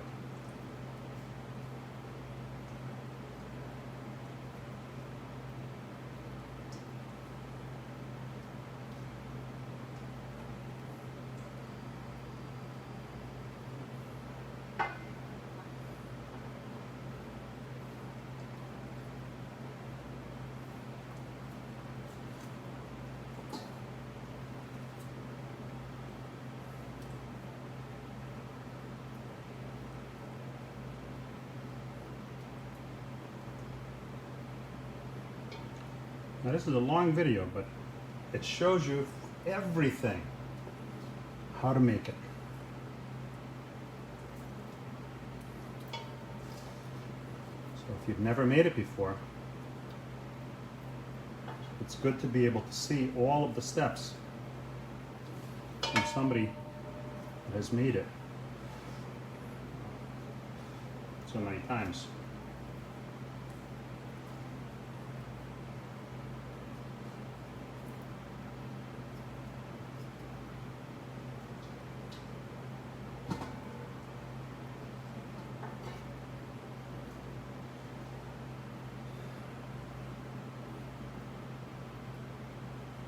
I mean, seriously, it doesn't get any better than this.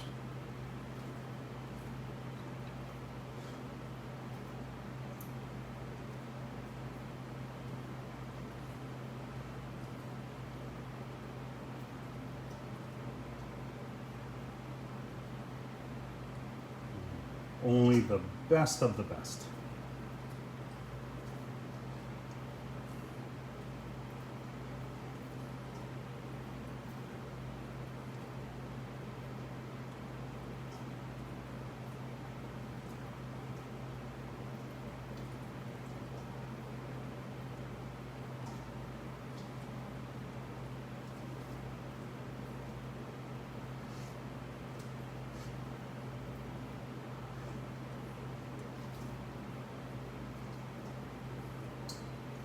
This is the only way you can get only the best pieces of chicken off of here. There's no other way. Because you see it and you feel it. So that what you're left with is just the top prime meat. And by preparing the entire chicken this way, you've not wasted anything, because if it's prime meat, you've gotten it.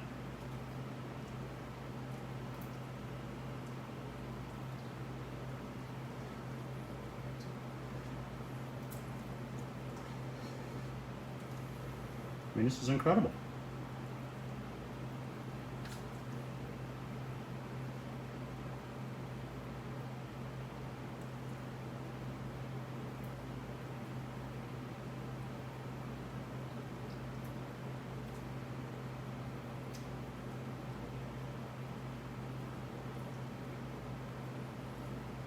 Literally every prime piece of chicken has come off of this.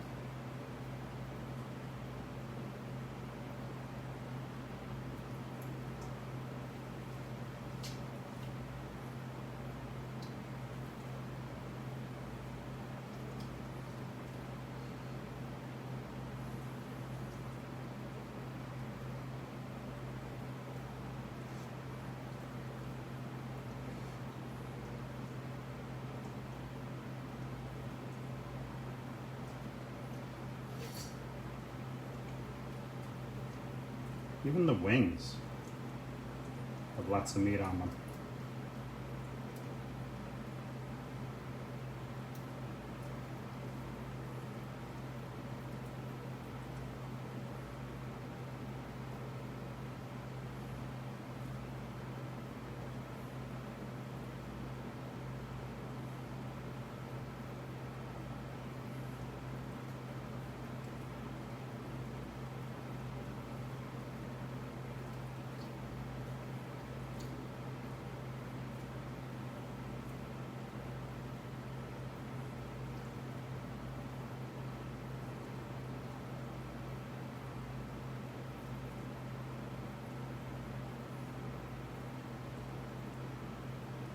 See, we've gotten everything off of the bone that we want.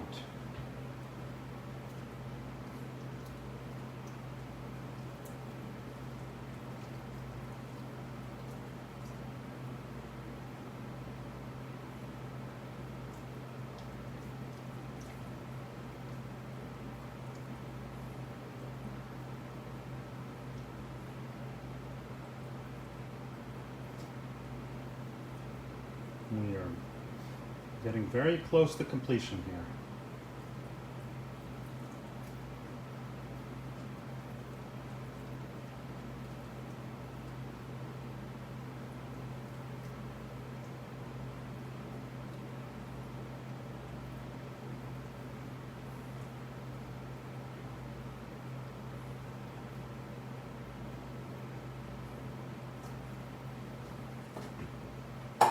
Okay, so that's all of the chicken. Now what we're going to do is we're going to break it up some.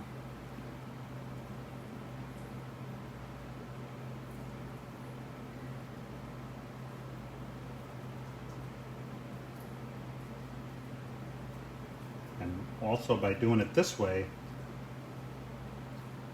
we make sure that we've only got the best of the best.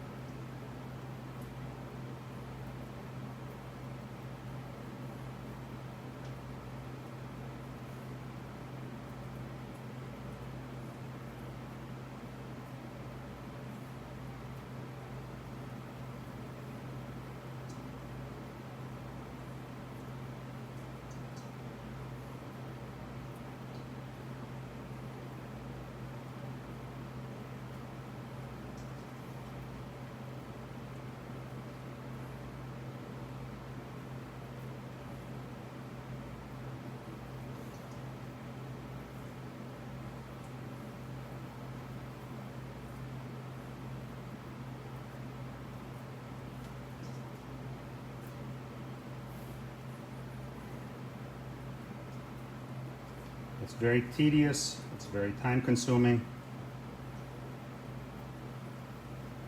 but what you end up with is a Nasi Goring that is better than most everybody else's.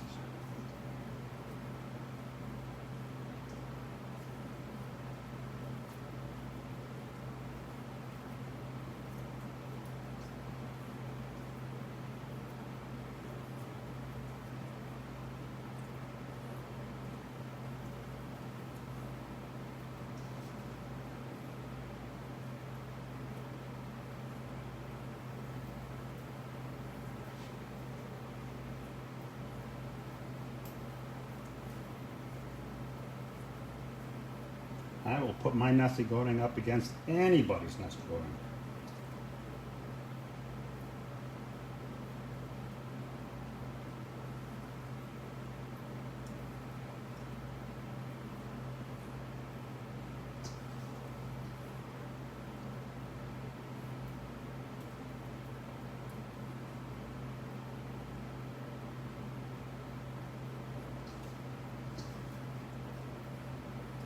We're almost done with the chicken.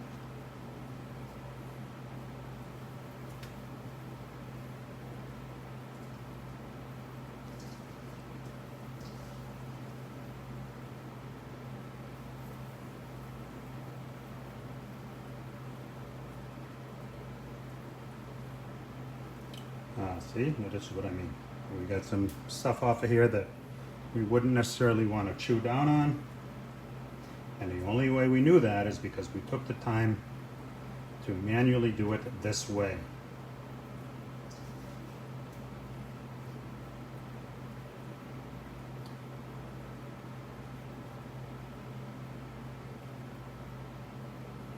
Oh, there's another piece. See, this isn't something you can, look at that. We don't want to bite down on that. But because we took the time,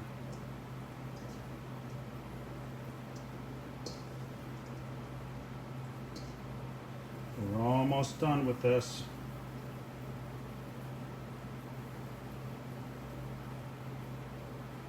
Oh, a little piece on the end here we also would want.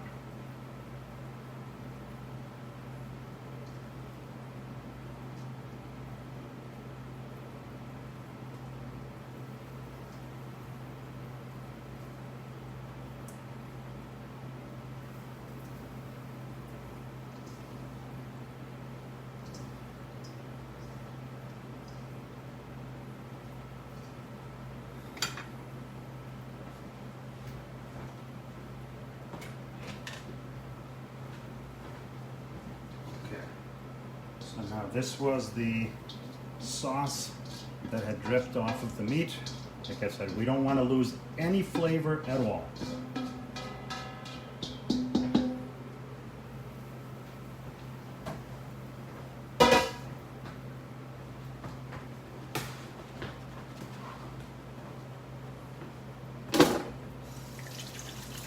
Gonna rinse my hands off here for a second.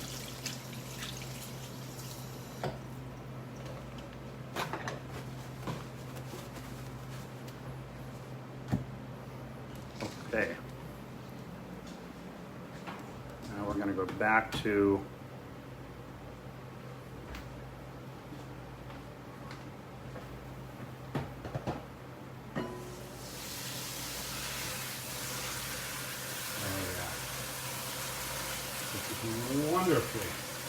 wonderfully prepared.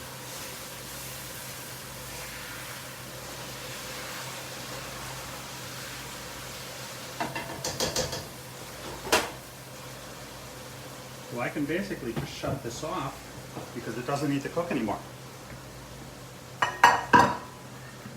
And what I'm going to do is I'm going to add chicken. All of the meat is going to be added to this.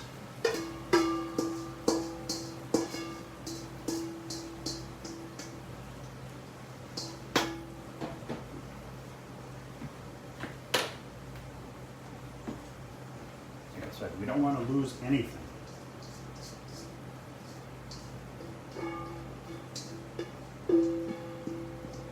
the chicken.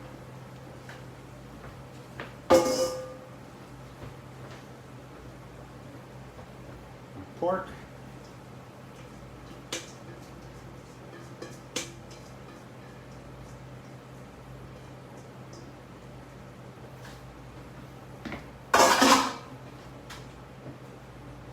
Our shrimps.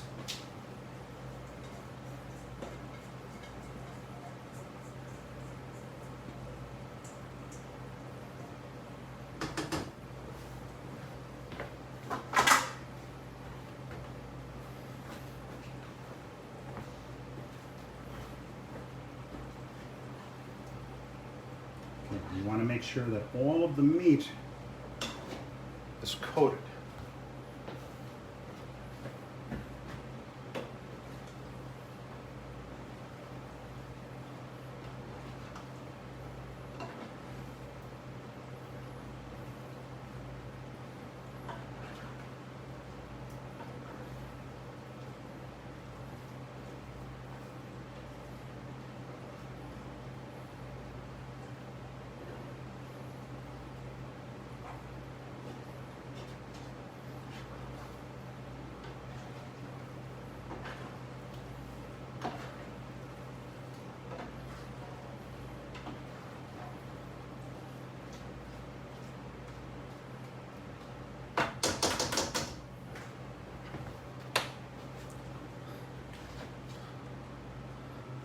Okay, so that is what that looks like. All right, we're gonna put that in, we're gonna mix that with the rice in just a moment. Speaking of the rice, it looks like our next batch is ready because we can see that it's on warm.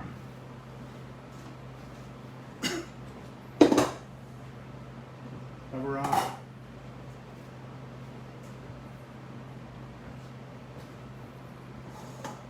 I'm going to add that to,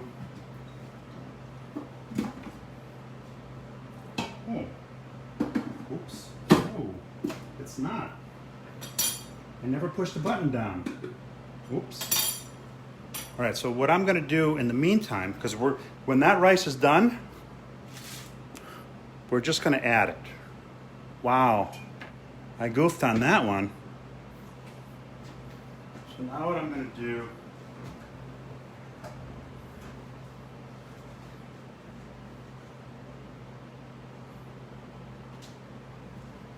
is I'm going to add the meat to the rice, and we're going to add more rice to it as it becomes available.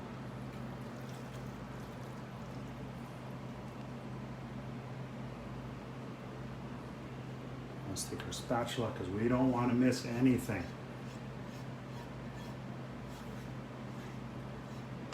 So you see that nothing's stuck to the bottom. It's everything we want to eat that's come out of that pan.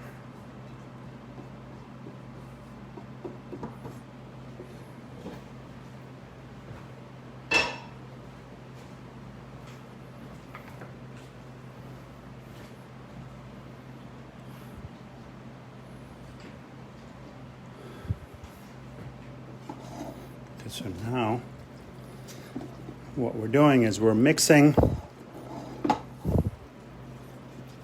the rice with the meat.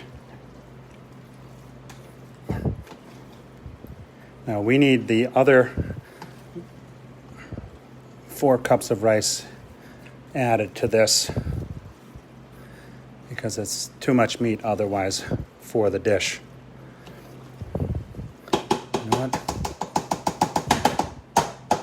I'm going to need a sturdier spoon.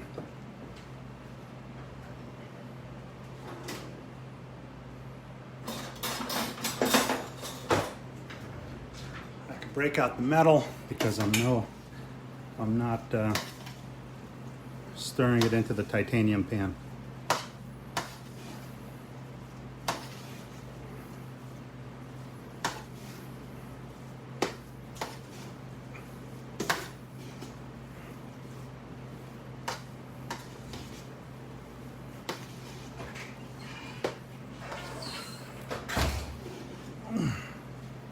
It's a lot of work.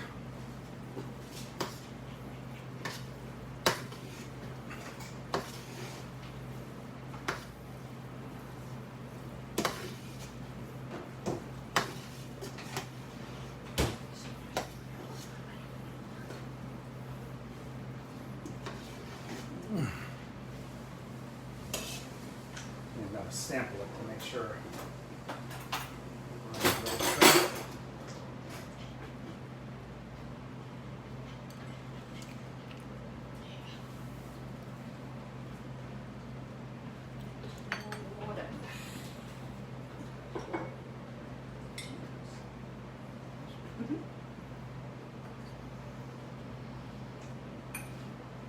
And then what you do, you just add in a little bit more of the ketchup. Pour that in there. You stir it some more.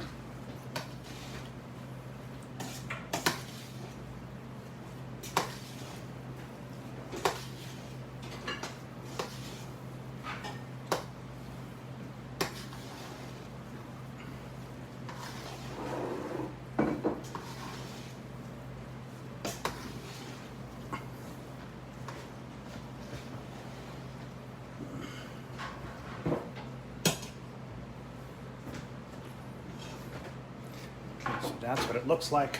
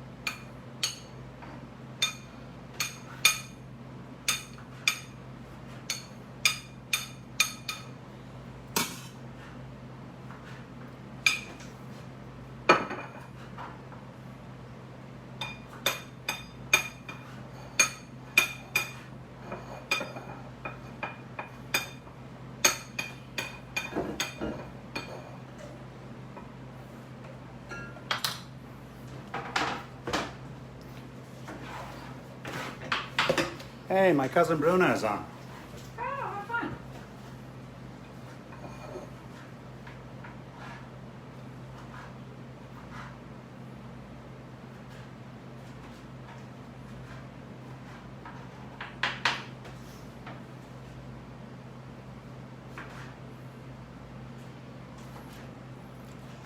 And that, my friends, is how we make nasi goreng. Let's just put the camera, go back down. Whoops. Uh-oh. Oops. All right, hold on a second here. Rule number 1. Have your battery relocated before you actually move your phone.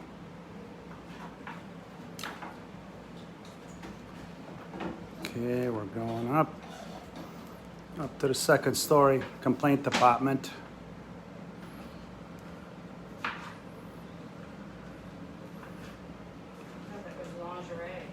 Oh, wrong floor perhaps. All right, so that, my friends, is how we make Indonesian nasi goreng with my twist on it. I'm gonna show you Twisted stitches. my dish. That is what it looks like.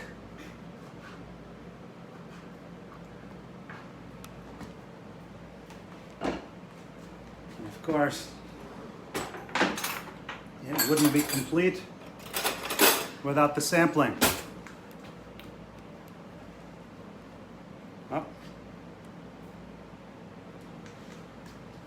Oh, we have somebody that wants to sample this.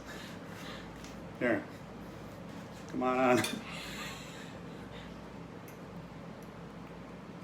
Kick ass. Mmm. Delish. Mmm. Very delish. Very, very delish. Mmm. All right, now I haven't had any myself yet, so I need to try this.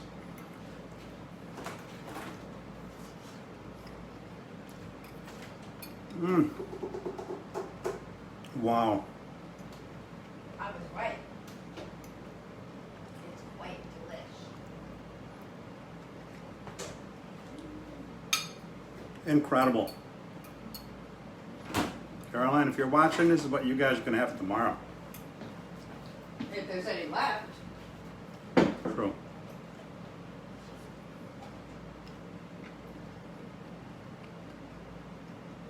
Mm.